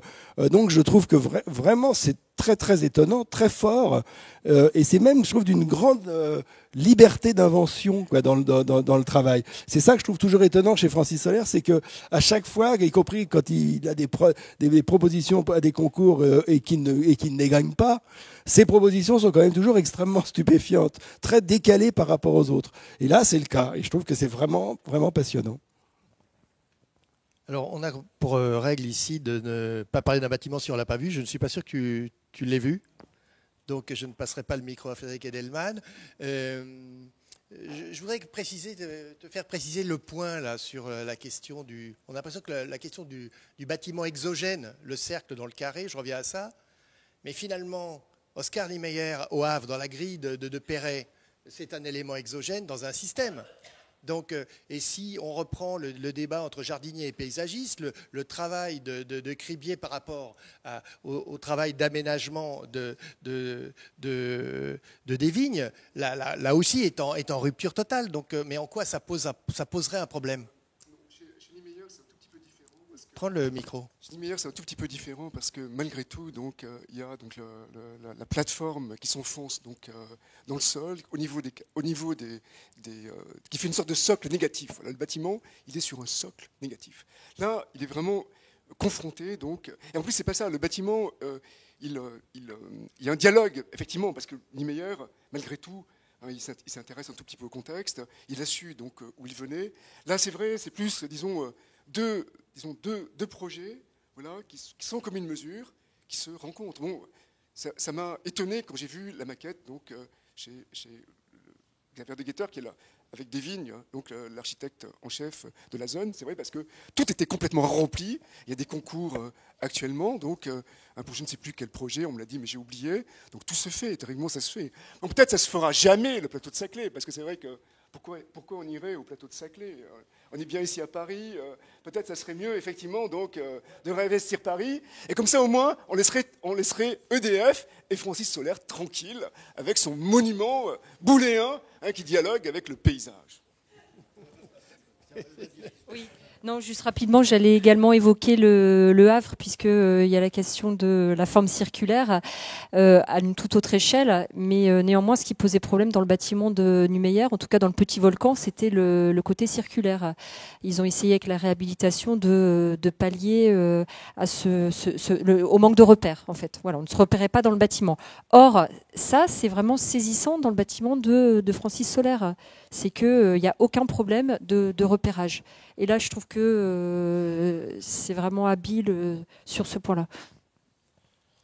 Oui, puis on peut ajouter aussi qu'un des bâtiments, le bâtiment principal, est un cercle qui n'est pas terminé. C'est comme un gâteau dont on aurait retiré une part, quoi.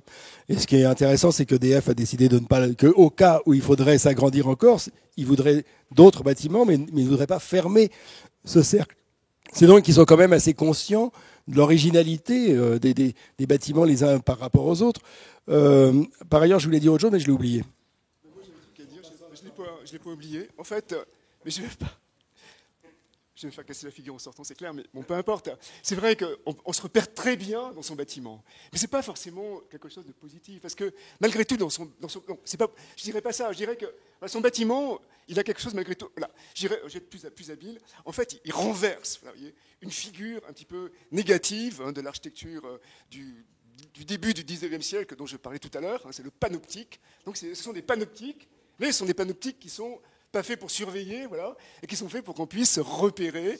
Et d'ailleurs, le projet ressemble énormément à un projet, justement, je crois, de Poyer. C'est un projet, je sais pas, d'hôpital qui était pas très loin du quartier des Invalides. C'était donc une roue comme ça, avec donc des rayons. Ça rappelle donc tout à fait ce type de projet. Ça me revient. Oui, non, c'est vrai que ça évoque le panoptique, c'est vrai, mais on a quand même une ouverture sur l'extérieur dans chacun des bâtiments qui renverse quand même. Bon, mais pour revenir à ce que tu disais, c'est vrai que ce que tu relevais tout à l'heure entre le carré et le cercle. C'est évident qu'on a tous été surpris par la proximité du bâtiment de Francis Soler, enfin d'EDF, avec le bâtiment encore d'EDF construit par Marie Combarel.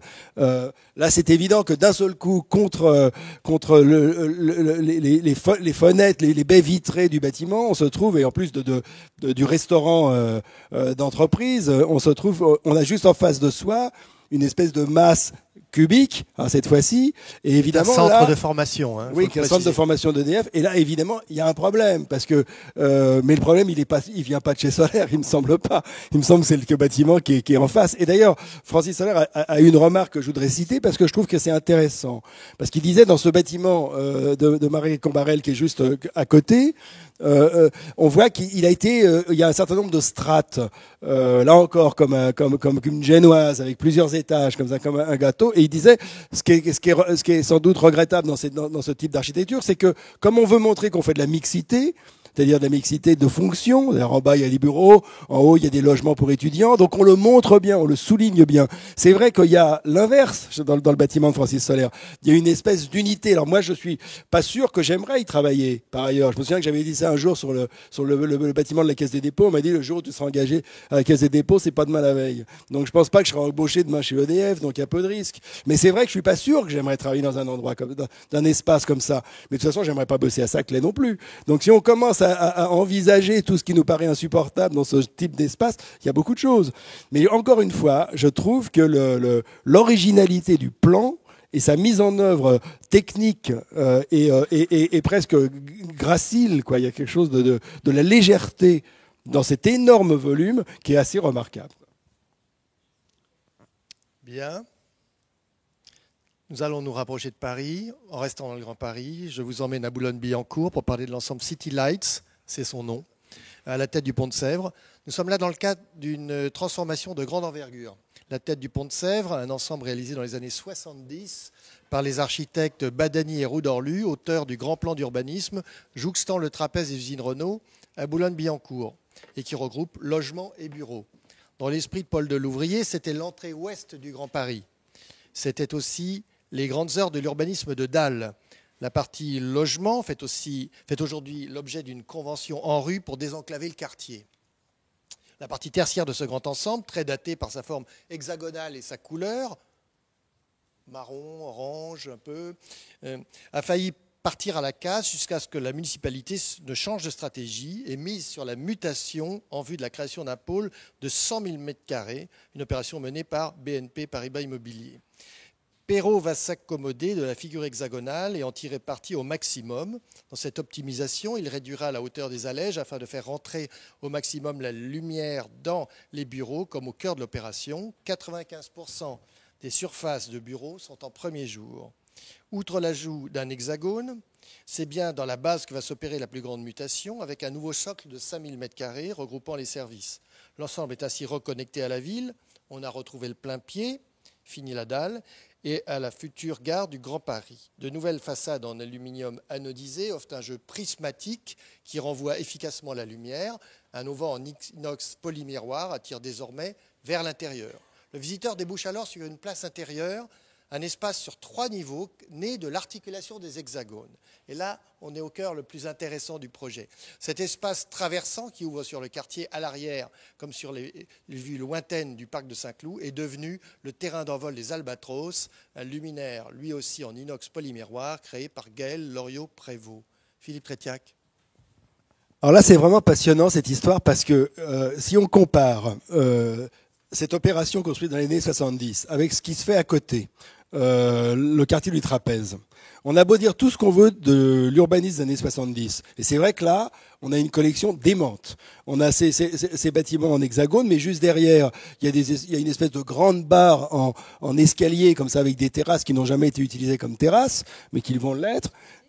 Qui étaient squattés. On a une espèce de bâtiment arrondi avec des gros, tout en béton, avec des balcons en béton énormes, extrêmement 70s. Derrière, il y a une espèce de masse gigantesque, très RDA, là vraiment. Et en même temps, à côté de l'uniformisation du plan d'urbanisme du quartier du Trapèze, je trouve que là, il y avait une inventivité, même si elle échouait, qui je trouve aujourd'hui fait franchement défaut, parce que quand on va de l'autre côté, dans le quartier du Trapèze, on voit à quel point autrefois on faisait des rues. Alors là, on faisait des dalles, c'était pas génial, mais enfin, quand on faisait des rues, maintenant on fait des blocs. Donc on fait des pâtés les uns côté des autres, tous de la même taille. Ils ont tous un peu des formes différentes. Je note que c'est une attaque en règle des macrolos là. Oui, absolument, oui. Non, mais parce que je trouve c'est pour parler très. Non, mais c'est très intéressant de voir comment Perrault a dû s'attaquer à une espèce d'énorme masse qu'on ne ferait plus du tout aujourd'hui. C'est impensable. Et il a même été fait plus fort puisqu'il y avait, je me souviens, 3 tours, dis donc, qui étaient regroupés. Il en a fait une 4e qu'il est venu accoler. Bon, donc ça c'est le contexte, disons. Ce qui est extrêmement réussi, me semble-t-il. Et là encore une fois, je suis pas convaincu qu'à la sortie, ce type d'architecture extraordinairement corporate et tout ça, ce soit quand même une panacée. Je pense que c'est très bien ce qu'il a réussi à en faire. Je suis pas non plus persuadé que ce soit formidable et qu'il faudrait le faire aujourd'hui.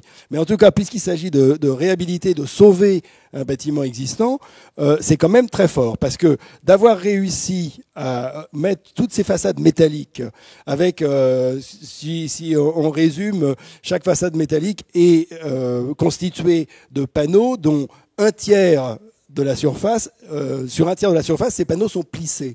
Et ils sont pliés d'une telle manière qui fait que on croit, avec les effets d'ombre et de reflets de lumière, etc., qu'ils sont beaucoup plus profonds qu'ils ne sont en vérité. Donc ça, c'est quand même très très très fort pour ce qui est de l'aspect extérieur. L'intérieur, tu l'as dit, parce que c'est capital, il y avait des allèges à 1,10 m, il les a ramenés à 55 cm. Donc on est vraiment... Alors évidemment, moi, peut-être toi, je sais pas, nous, on nous a fait visiter le 14e étage. C'est sans doute mieux du 14e que du 2e. C'est sûr qu'au 14e, tout le monde s'est jeté d'ailleurs sur les baies vitrées pour voir la vue géniale. Il y a la tour de Nouvelle à côté. Il y a le 57 métal de Vasconi qui est magnifique vu en plan et par au-dessus, parce que vraiment, là, on a l'impression d'une espèce de RAM, enfin, de mémoire d'ordinateur. Enfin, c'est absolument, c'est superbe. Mais quand même, donc, quand on est dans le bâtiment, je ne sais pas comment ce sera vraiment vu de l'extérieur, mais je trouve que de l'intérieur, les vues qu'on a sur les tours les unes des autres, c'est vraiment magnifique. Le travail qu'il a fait sur la tôle plissée est superbe. Et là, c'est toujours intéressant, Perrault, parce que c'est un architecte quand même extraordinairement rigide il est vraiment dans la constitution à chaque fois d'un vocabulaire minimal, répétitif, sériel. Et c'est quand même très fort chez Perrault parce que il ne dévie pas. C'est-à-dire qu'il a vraiment une écriture qui lui est personnelle, qui est froide, je trouve. Encore que là, encore une fois avec le jeu des lumières, il s'en sort bien, je trouve. Mais en tout cas, c'est une affirmation. Alors, j'ai pas parlé de ce que tu évoquais, le hall d'entrée qui a été traité comme un hall, comme ils disent, comme un hall de gare. Mais c'est vrai qu'il a réussi à faire des vues dans tous les sens qui sont donc vers l'extérieur. C'est quand même assez réussi. C'est vrai que quand on se souvient, il nous montrait ça que à l'origine, on n'entrait pas de plein pied. Il y avait une espèce d'emmarchement qui menait une espèce d'entrée extrêmement sombre et fermée. Bon, là, tout ça n'existe plus. Donc, je trouve que pour un bâtiment corporate, encore une fois, parce que je ne trouve pas non plus que ce soit la panacée de l'architecture, mais je trouve que pour un bâtiment corporate, c'est quand même assez réussi. Richard. Oui, moi je connaissais cette opération de la fin des années 70 et puis quand j'ai appris effectivement qu'elle devait être réhabilitée, donc j'étais un petit peu gêné parce que je trouvais dommage finalement qu'un bâtiment des années 70 qui commence à rentrer dans l'histoire de l'architecture qu'on voit différemment parce qu'effectivement dans les années 80 c'était une horreur et tout d'un coup ça, il avait pris, je ne sais, on commençait à le regarder complètement différemment, donc j'étais un peu inquiet par la transformation. Bon, non, je l'ai visité, bien sûr, et je peux dire que c'est tout à fait étonnant la manière dont les tours ont été métamorphosées. Effectivement, donc, comment il a su jouer avec certains éléments qui étaient présents dans les tours, comme les fenêtres d'angle, elles étaient présentes, il les a conservées. Comme l'a dit Philippe, effectivement, il a rabaissé les allèges, et puis surtout, donc, ces tours avaient une structure apparente à l'extérieur. Et là, il a su la gommer avec un vitrage sérigraphié, soit de bandes miroirs, soit de bandes grises. Et donc, effectivement, on a l'impression, on ne voit plus du tout la structure du bâtiment. Enfin, on parlait tout à l'heure de vérité constructive. C'est vrai qu'aujourd'hui, je pense que ce n'est plus du tout la question. Et effectivement, aujourd'hui, il est surtout question d'enveloppe, parce que, comme dit Paul Valéry, eh bien, l'important, c'est la peau. Et c'est vrai que Perrault le montre d'une manière totalement magistrale. Oui, moi, ce que je trouve intéressant dans ce projet, c'est l'idée du bâtiment comme une pièce inachevée, puisque c'est un bâtiment qui était totalement moderne à son époque. Et donc, cette modernité-là, elle correspond à un contexte donné, à un moment donné.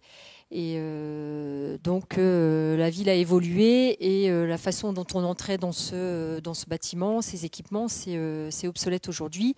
Mais néanmoins, voilà, on a un moteur de transformation qui est l'économie.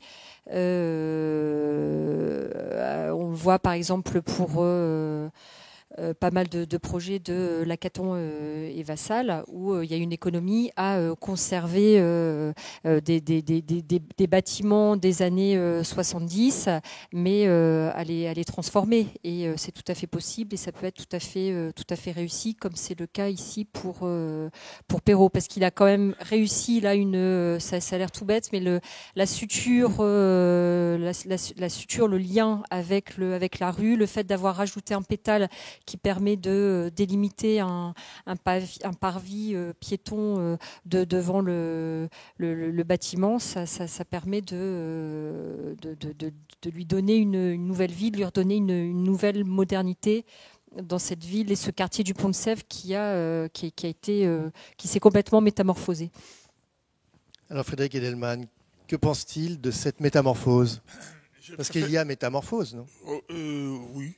Je préférerais ne rien en penser, mais puisque j'y suis contraint. C'était pas une architecture intéressante, c'était même honnêtement une architecture assez détestable. Elle en a conservé cette réputation au travers des années. Et puis là, il s'est avéré que ça coûterait moins cher de la rafistoler que de la détruire et de reconstruire quelque chose à la place.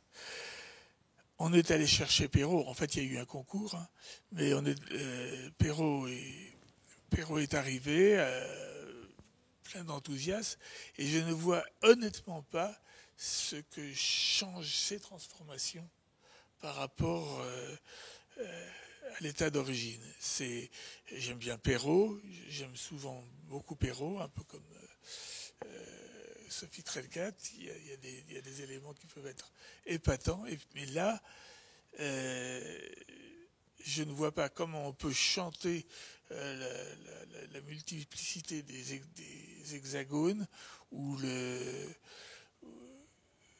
même la perfection de ces façades en métal, parce que c'est sec, c'est triste, c'est du bureau, je dirais du bureau sauvage, pour faire court.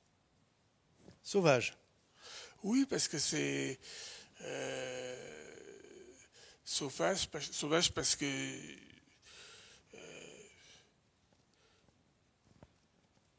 je pense qu'il faudra que les personnes qui viennent travailler soient plus ou moins contraintes compte tenu de la qualité de l'édifice.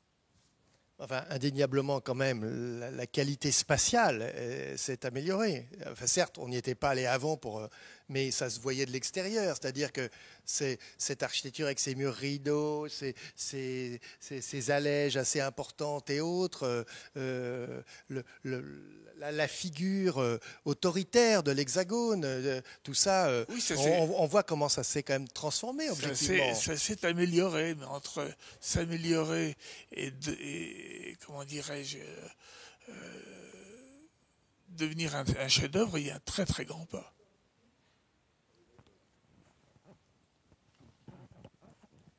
C'est précisément ce que je voulais dire quand je parlais justement de disant que ça reste un projet corporate, et je ne suis pas du tout sûr que ce soit une référence. Mais cela dit, quand même, non seulement, puisque Francis parle des espaces de bureaux, mais c'est vrai aussi que le fait d'avoir remonté les sols pour faire passer toute la triperie, etc., fait quand même que bien qu'on soit à 2,55 m, puisque si je me souviens bien de la hauteur, on n'a pas du tout un sentiment d'écrasement. Justement parce qu'il a baissé les allèges et que donc il y a des grandes baies vitrées, et c'est quand même très réussi ça. En plus, je trouve que c'était intéressant, comme il racontait que cette forme de l'hexagone était extraordinairement contraignante, que dès qu'on essaye d'y faire quelque chose d'un peu différent, surtout avec des espaces, des bouts perdus, d'ailleurs il y en a quelques-uns un peu étranges par endroits, de couloirs qui en impasse, qui aboutissent sur rien, des choses bizarres. Mais c'est vrai que toutes ces architectures en hexagone, en triangle chez Renaudie, etc., dès qu'on y touche, c'est immédiatement des casse-têtes infernaux. J'imagine que les cercles de Saclay, ce sera idem si on voulait transformer. Donc c'est vrai, je suis aussi d'accord, ça reste un monstre. Cette opération d'urbanisme. Mais je trouve quand même que l'élégance du travail de Perrault, là, ça ressent vraiment très fort, quoi. C'est-à-dire que pour en parler, il faut faire abstraction de Perrault ou abstraction du bâtiment. Je ne comprends pas la question, mais je pense que si on fait abstraction des deux, on s'en sortira très bien.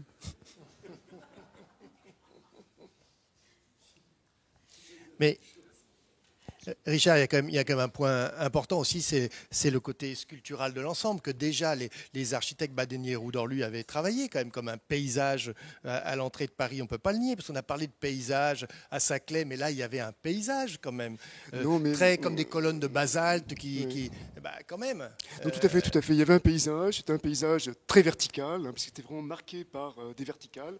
Et là, donc, il a su, disons, le domestiquer, l'atténuer parce qu'il y avait une certaine dureté dans ces verticales extrêmement affirmées, et il a su le domestiquer, donc retourner complètement toutes les valeurs et affirmer donc des constructions beaucoup plus horizontales, donc à la fois en gommant la structure comme je l'ai dit, mais aussi donc en amenant donc ces fenêtres, ces beaux windows là en quinconce, à une certaine partie du bâtiment, qui renforce justement le côté, disons, nuageux. Et ce qui est aussi intéressant, c'est que, c'est toute la structure métallique qui tient ces beaux windows, c'est une structure qui est triangulée. Et là aussi, donc, ce qui est intéressant, c'est qu'on obtient quelque part quelque chose qui est un petit peu de l'ordre de la pixelisation quand on est devant le bâtiment. C'est-à-dire qu'effectivement, les facettes donc, décomposent complètement les tours, et puis on se trouve donc face à une sorte de masse nuageuse, et on est libéré justement du poids presque médiéval des tours donc, des années 70. Oui, non, c'est très juste, mais on est devant un travail en fait d'origami. C'est ça. On est dans une espèce de construction pliée et avec la légèreté qui s'accorde à l'origami, justement. Mais c'est vrai qu'avant, on était devant un paysage médiéval. C'est tout à fait juste. Ouais. Là, on est quand même passé du lisse des années 70 au plissé, quand même. Là aussi, hein. Toi qui as une analyse des tendances, je m'étonne que tu ne l'aies pas pointé. J'attendais que tu le dises. Bien, on va peut-être enchaîner avec notre dernier bâtiment au programme de ce soir, le bâtiment Home à Paris-Tolbiac par Monique et Masson et Comte et Vollenweider. Voilà une association tout à fait intéressante puisque Comte et Vollenweider compte parmi les architectes de la région PACA, parmi les meilleurs architectes, je tiens à le dire. Donc dans le 13e arrondissement de la capitale, dans ce qu'on appelle le quartier Masséna-Bruneseau, un ensemble de logements au bout de l'avenue de France culmine maintenant à 50 mètres de hauteur. C'est une réponse à la question de la hauteur autant qu'à la question de la mixité programmatique. Le projet combine 95 logements en accession et 93 logements sociaux. L'ensemble se garde de faire bloc, encore moins barre, pour travailler dans la dynamique de la forme. Gradin pour la partie privée, ce qui favorise le développement des terrasses orientées vers le sud.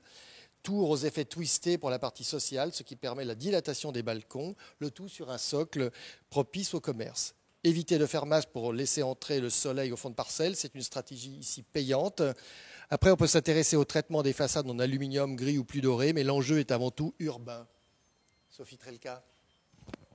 Oui, donc il faut reconnaître que du point de vue de son insertion dans le site à côté des mastodontes institutionnels de l'avenue de France et de ce nouveau quartier, donc le déhanchement là, le déhanchement du bâtiment est bienvenu.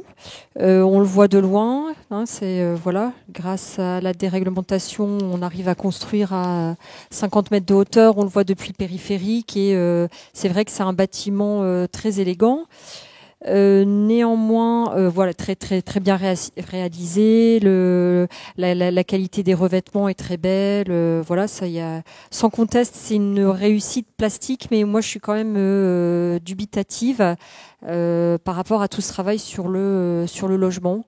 Donc, ça tombe sur cet exemple-là, mais je pense que ça pourrait s'appliquer aussi à beaucoup d'autres opérations parisienne, où on sent quand même que dans le gabarit même du bâtiment, que c'est quand même un bâtiment qui est plein à craquer. Donc on fait de la densité, on s'élève à hauteur parce qu'il n'y a plus de terrain disponible, parce que les terrains sont très très chers, donc il faut rentabiliser. Donc le bâtiment il est plein comme un œuf. Et donc les architectes vont nous servir un discours sur la recherche typologique. Et alors là, moi je suis totalement dubitative, parce que quand on visite toutes ces opérations-là, l'intérieur des logements, c'est d'une extrême pauvreté. Et donc, on s'aperçoit finalement que les derniers lieux pour l'expérimentation, c'est les espaces extérieurs. Donc, dans beaucoup d'opérations, c'est les balcons, les terrasses, et ça devient presque un argument publicitaire. Voilà, on a fait tel balcon, telle terrasse. Donc, en l'occurrence, ici, c'est réussi. C'est vrai que du côté de la partie Comte-Vollenweider, qui sont les logements en accession, on a ces larges terrasses dont le côté en escalier permet d'échapper à cet effet de vertige et permet d'éviter les vues frontales sur la partie locative. La partie locative elle-même, du point de vue de ces espaces extérieurs, c'est très beau, avec des vues. En plus, c'est très beau parce que c'est face à un immense vide. On est tout proche du périphérique et donc on voit assez loin au-delà du périphérique sur la banlieue parisienne, et donc on a ces balcons avec des grilles toute hauteur qui permettent vraiment d'expérimenter le vide, des balcons assez généreux qui font pas tout le tour de toute façon des appartements, puisque les appartements sont des appartements d'angle, mais bon, à part ça, moi tout ce discours fallacieux sur la recherche typologique. Donc le nom du bâtiment Home, c'est on est comme à la maison parce que on a un grand balcon qui fait le tour de l'appartement. Voilà, je trouve que c'est un discours fallacieux qui montre quand même ici. Alors je sais bien que c'est un contexte pas facile parce que il y a quand même tout ce côté normatif du logement, mais je trouve que c'est quand même vraiment un lieu de démission pour les architectes que le logement aujourd'hui. Philippe ? Ouais, moi je vois pas ça du tout comme ça, mais je reviendrai sur le logement, mais d'abord première chose, il faut rappeler l'extraordinaire opération de com qui a été le lancement de ce bâtiment, parce que c'était le premier bâtiment qui crevait le plafond des 37 mètres. Et qui à 50. Combien ? 50. Et qui montait à 50. Oui. C'est bien ce que je dis. Oui, c'était la première fois qu'on en finissait avec les 37 pour arriver jusqu'à 50. On gagnait 13 mètres. C'est dur, hein. C'est dur d'arriver à monter à Paris, parce que disons, ils se sont gargarisés sur ces 13 mètres. Alors bientôt, de l'autre côté, il y aura les tours de Nouvelles, etc., de l'autre côté du périph'. Donc, mais enfin, on voit quand même à quel point c'est délicat d'arriver à construire des bâtiments de hauteur, puisque là, on avait le sentiment que c'était absolument exceptionnel. Alors, il faut dire que les architectes, plutôt que de faire un bloc, ils ont donc fait ces deux bâtiments en gradin, etc., pour justement essayer d'éviter l'effet de masse que des mégalos, en deux mots, hein, dont on parlait tout à l'heure. Il faut d'abord dire une chose, c'est que ces bâtiments, c'est des boîtes à ressorts. En dessous, il y a des quantités, il y a toute une tripaille de trains, de circulation qui fait que c'est extrêmement compliqué à construire. Il a fallu les construire, ils sont sur des vérins, des trucs, ils bougent. Enfin bon, ça c'est la première chose. La deuxième, c'est que moi je suis pas du tout convaincu par ce que tu dis, Sophie. Je trouve qu'au contraire, d'abord le fait d'avoir un balcon, c'est gigantesque dans un bâtiment, dans un appartement, donc c'est pas du tout une annexe.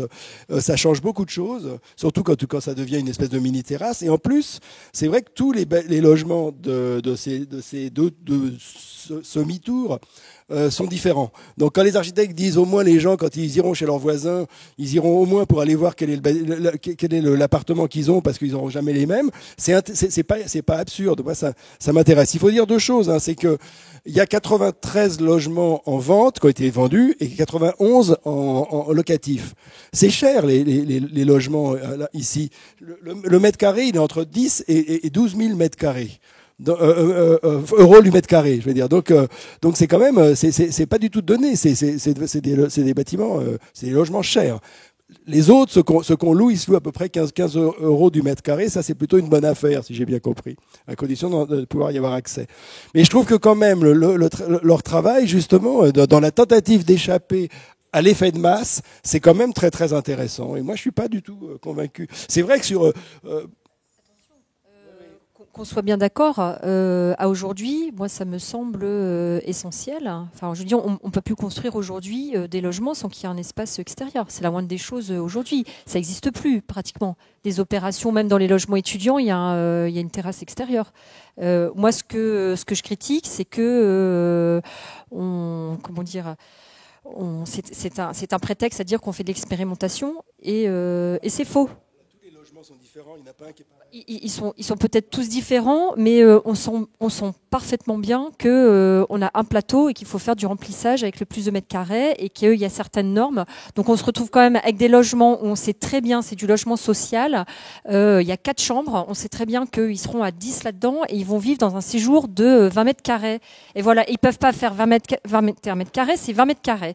Et quand on discute avec les architectes, ils disent on peut pas faire autrement. Moi je suis désolée, ça me révolte. Je suis désolée parce qu'on sait ce que ça donne après. Voilà, c'est tout. Voilà.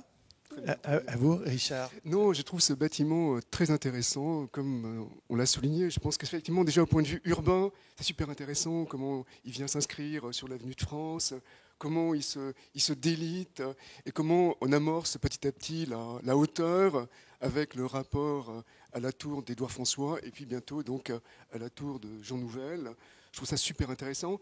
Je trouve ça aussi super intéressant la manière dont les deux équipes ont su travailler ensemble parce qu'ils ont su faire un projet commun.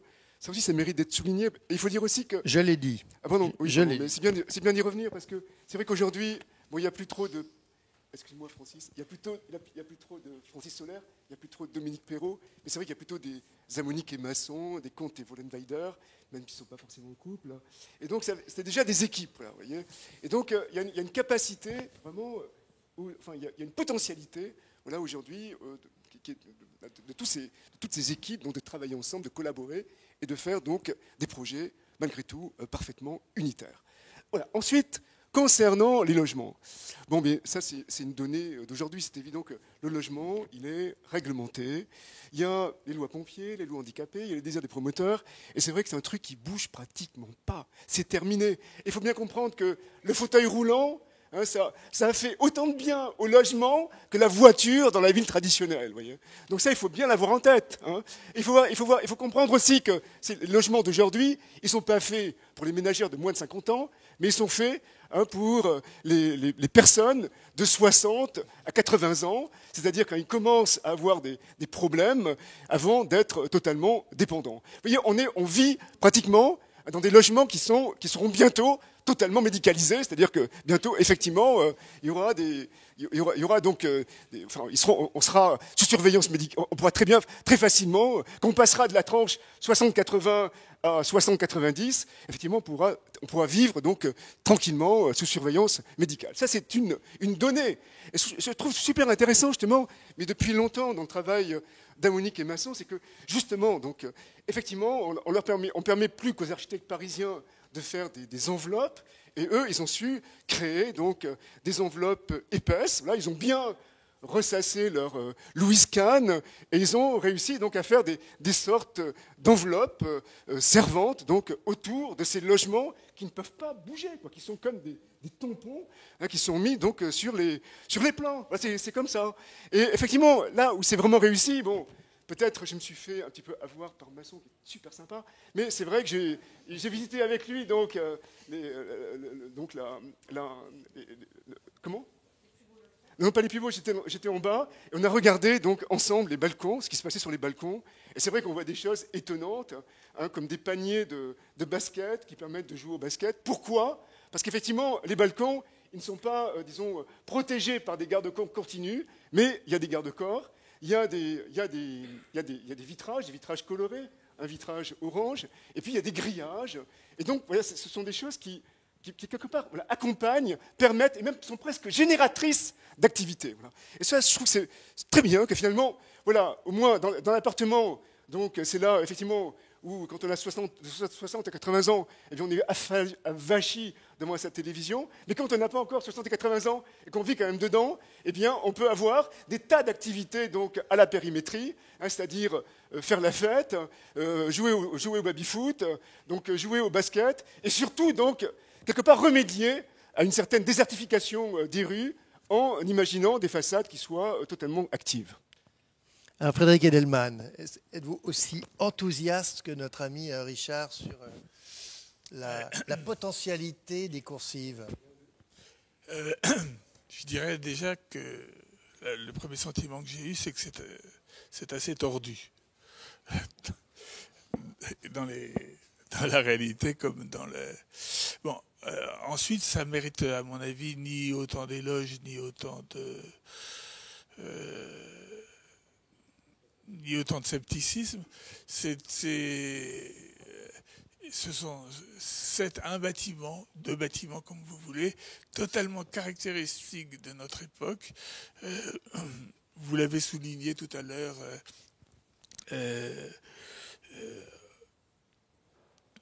en évoquant divers aspects qui ne, comment dirais-je, qui vont empêcher ces édifices de bouger, qui vont les figer dans les règles qui leur ont été imparties lors de leur accouchement. Et je ne vois pas comment ces édifices pourraient être ni améliorés, ni d'ailleurs abîmés.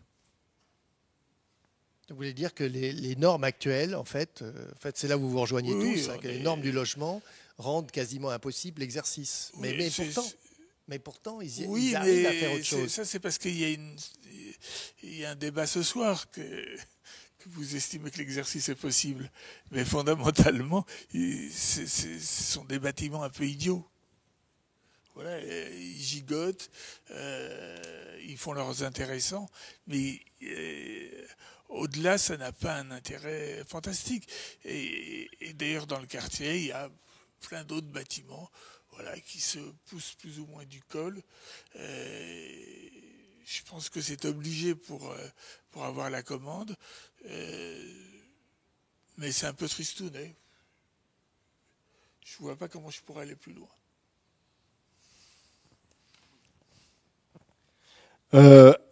Après ces propos extrêmement enthousiasmants, non mais on est tous d'accord.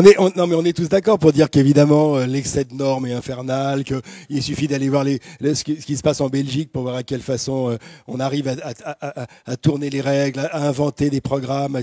C'est vrai, on le sait, c'est évidemment. Nonobstant, je trouve que quand même là, ils ont tenté. Faut rappeler aussi qu'à Monique et Masson, je me trompe pas, hein, c'est bien eux qui ont fait le bâtiment rue de Turenne, qui est plaqué là sur le. C'est ça, non? C'est eux qui ont fait le bâtiment qui est au bout de la rue de Turenne, qui donne sur la rue Saint-Antoine. Non, ils ont fait surtout la tour. C'est pas eux, non? Les deux tours à la gare de Lyon. Bon, je pensais à ce que tu. Bon, mais non, mais c'est pas grave, parce que ça rejoint un peu ça dans ce que tu disais sur la manière de fermer râpé. des espaces. Et je trouvais ça, oui. Mais il y a quelque chose, dans ce cas-là, il y a quelque chose de similaire sur le travail de l'espace extérieur comme pièce en plus et tout ça. Ça c'est pas bon. Je trouve que voilà, Corbesson, exactement. Oui. Je trouve qui est intéressant, c'est que comme ce bâtiment il est un peu plus haut que les autres, quand on va dans les étages supérieurs, on assiste à un truc qui est assez dramatique, c'est qu'on a vu sur les toitures des autres bâtiments. Et alors là, justement, la fameuse cinquième façade, il faudra bien, s'ils commencent à faire des choses comme ça, il faudra bien s'en occuper, parce que c'est franchement horrible. Le pays, dans un certain sens, c'est abominable de ce que l'on voit du haut. Parce que justement, là, on est au-dessus sur toutes les VMC, sur tous les trucs vraiment pourris. Donc là, ça pose un problème.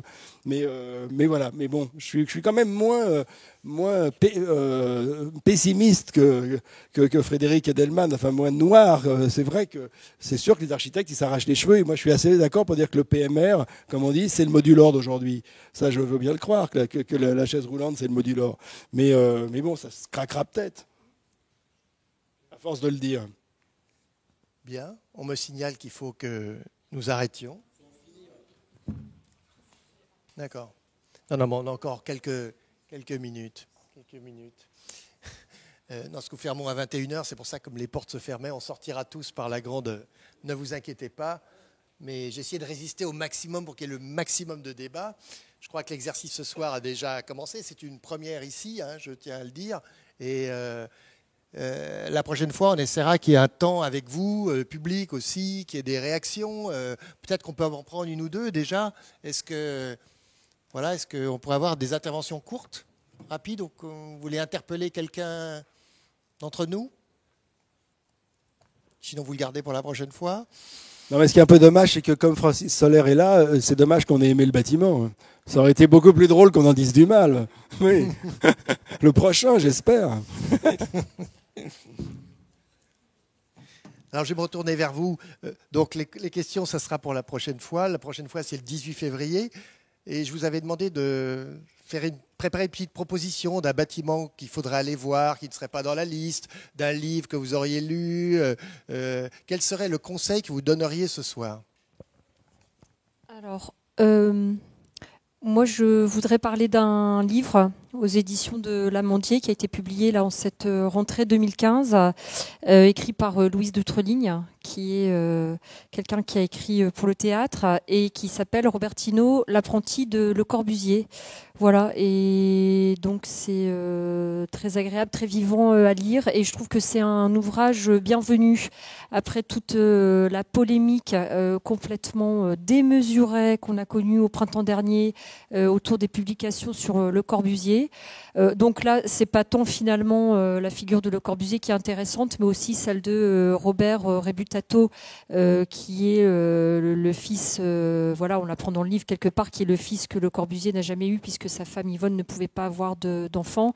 Et donc c'est le Corbusier vu par son apprenti Robert Rebutato, qui est en l'occurrence le fils de Paul Rebutato, qui tenait l'Étoile de mer à Roquebrune-Cap-Martin et qui avait noué une amitié très très forte avec Le Corbusier, qui a bâti juste à côté de l'Étoile de mer le cabanon.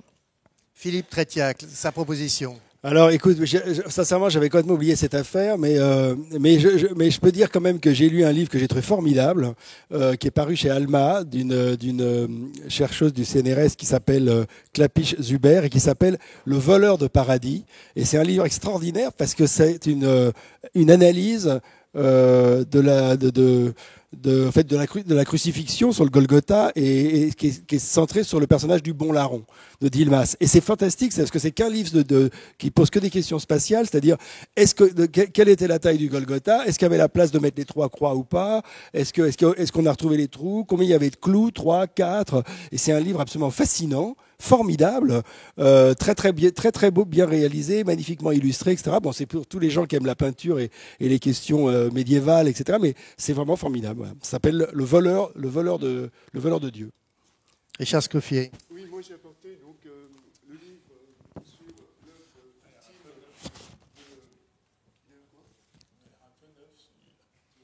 Passez-lui un micro. Alors le titre déjà, si tu donnais le titre. Christian Ovette, œuvre ultime. Voilà, donc je vous conseille de le regarder ou de l'acheter, mais qu'il soit un tout petit peu cher parce qu'il coûte 34 €. Il y a plusieurs auteurs. J'ai participé à la rédaction de l'ouvrage et d'ailleurs les auteurs ne sont pas marqués en couverture, mais on a par contre le nombre d'éditeurs. C'est publié chez. C'est Antiprima. Voilà. Et c'est intéressant, pas forcément pour le livre, mais de parler donc, de Christian Ovette, qui a terminé donc, l'année dernière, dont les bâtiments qu'il a conçus ont été terminés, parce que cette œuvre, c'est vrai que, j'aime pas trop le mot testamentaire, mais c'est vrai qu'elle a un côté vraiment hyper intéressant, dans le sens où on voit très bien qu'il a rien à prouver. Il n'a rien à prouver, mais cependant, il continuait donc à faire des recherches.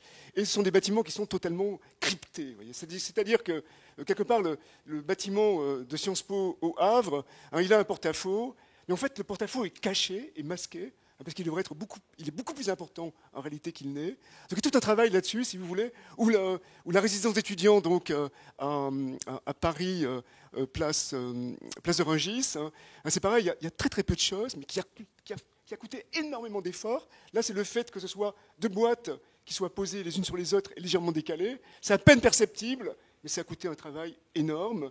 Et pareil, donc, pour peut-être le plus beau, donc ce sont les immeubles de logement à Chantepie, près de Rennes. Et là, effectivement, c'est un bâtiment assez, disons, banal de l'extérieur, mais qui s'ouvre sur un véritable petit paradis.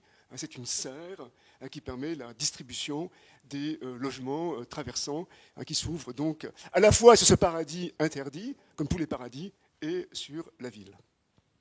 Donc c'est les bâtiments posthumes, on pourrait dire. Voilà. Bien sûr, allez voir les bâtiments, allez à Champy, allez au... Bien sûr. Allez. Absolument, c'est pas Francis Solaire qui dira le contraire. Frédéric Edelmagne, un conseil avec le micro. Le micro sera plus dur. Je pense à un ouvrage qui vient de paraître de Jean-Paul Cluzel, qui est un spécialiste du Japon, normalement, d'habitude, tout à fait convaincant, et là il l'est d'ailleurs.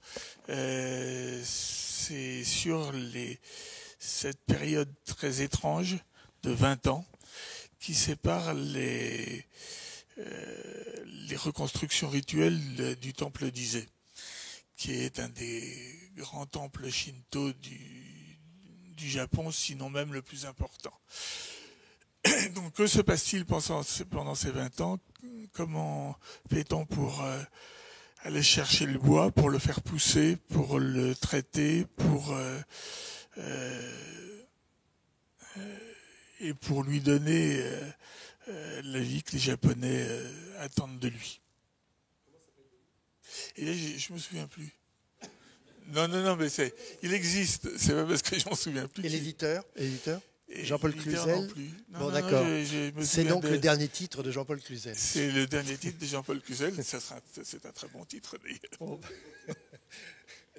Pour ma part, je vous recommanderai 5 promenades avec Renzo Piano par Marianne Bourgeois aux éditions Arléa.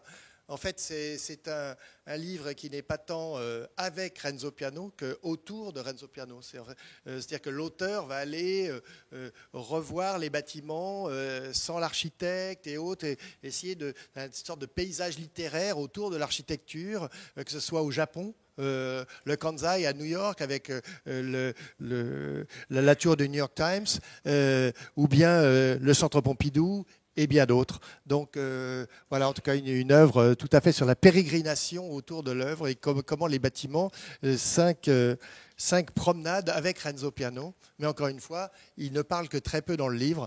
C'est ce que ressent l'auteur devant l'œuvre. Donc c'est le construit, la vérité du construit dans son insertion dans la ville ou le grand paysage. Voilà, il me reste à vous remercier tous pour votre écoute et j'espère que vous serez encore plus nombreux le 18 février où nous serons encore meilleurs parce qu'on aura encore plus de micros. Là, on s'est partagé 2 micros. Voilà, mais vous avez expérimenté ce nouveau lieu car c'est la première tribune critique en ces murs. Voilà, à bientôt.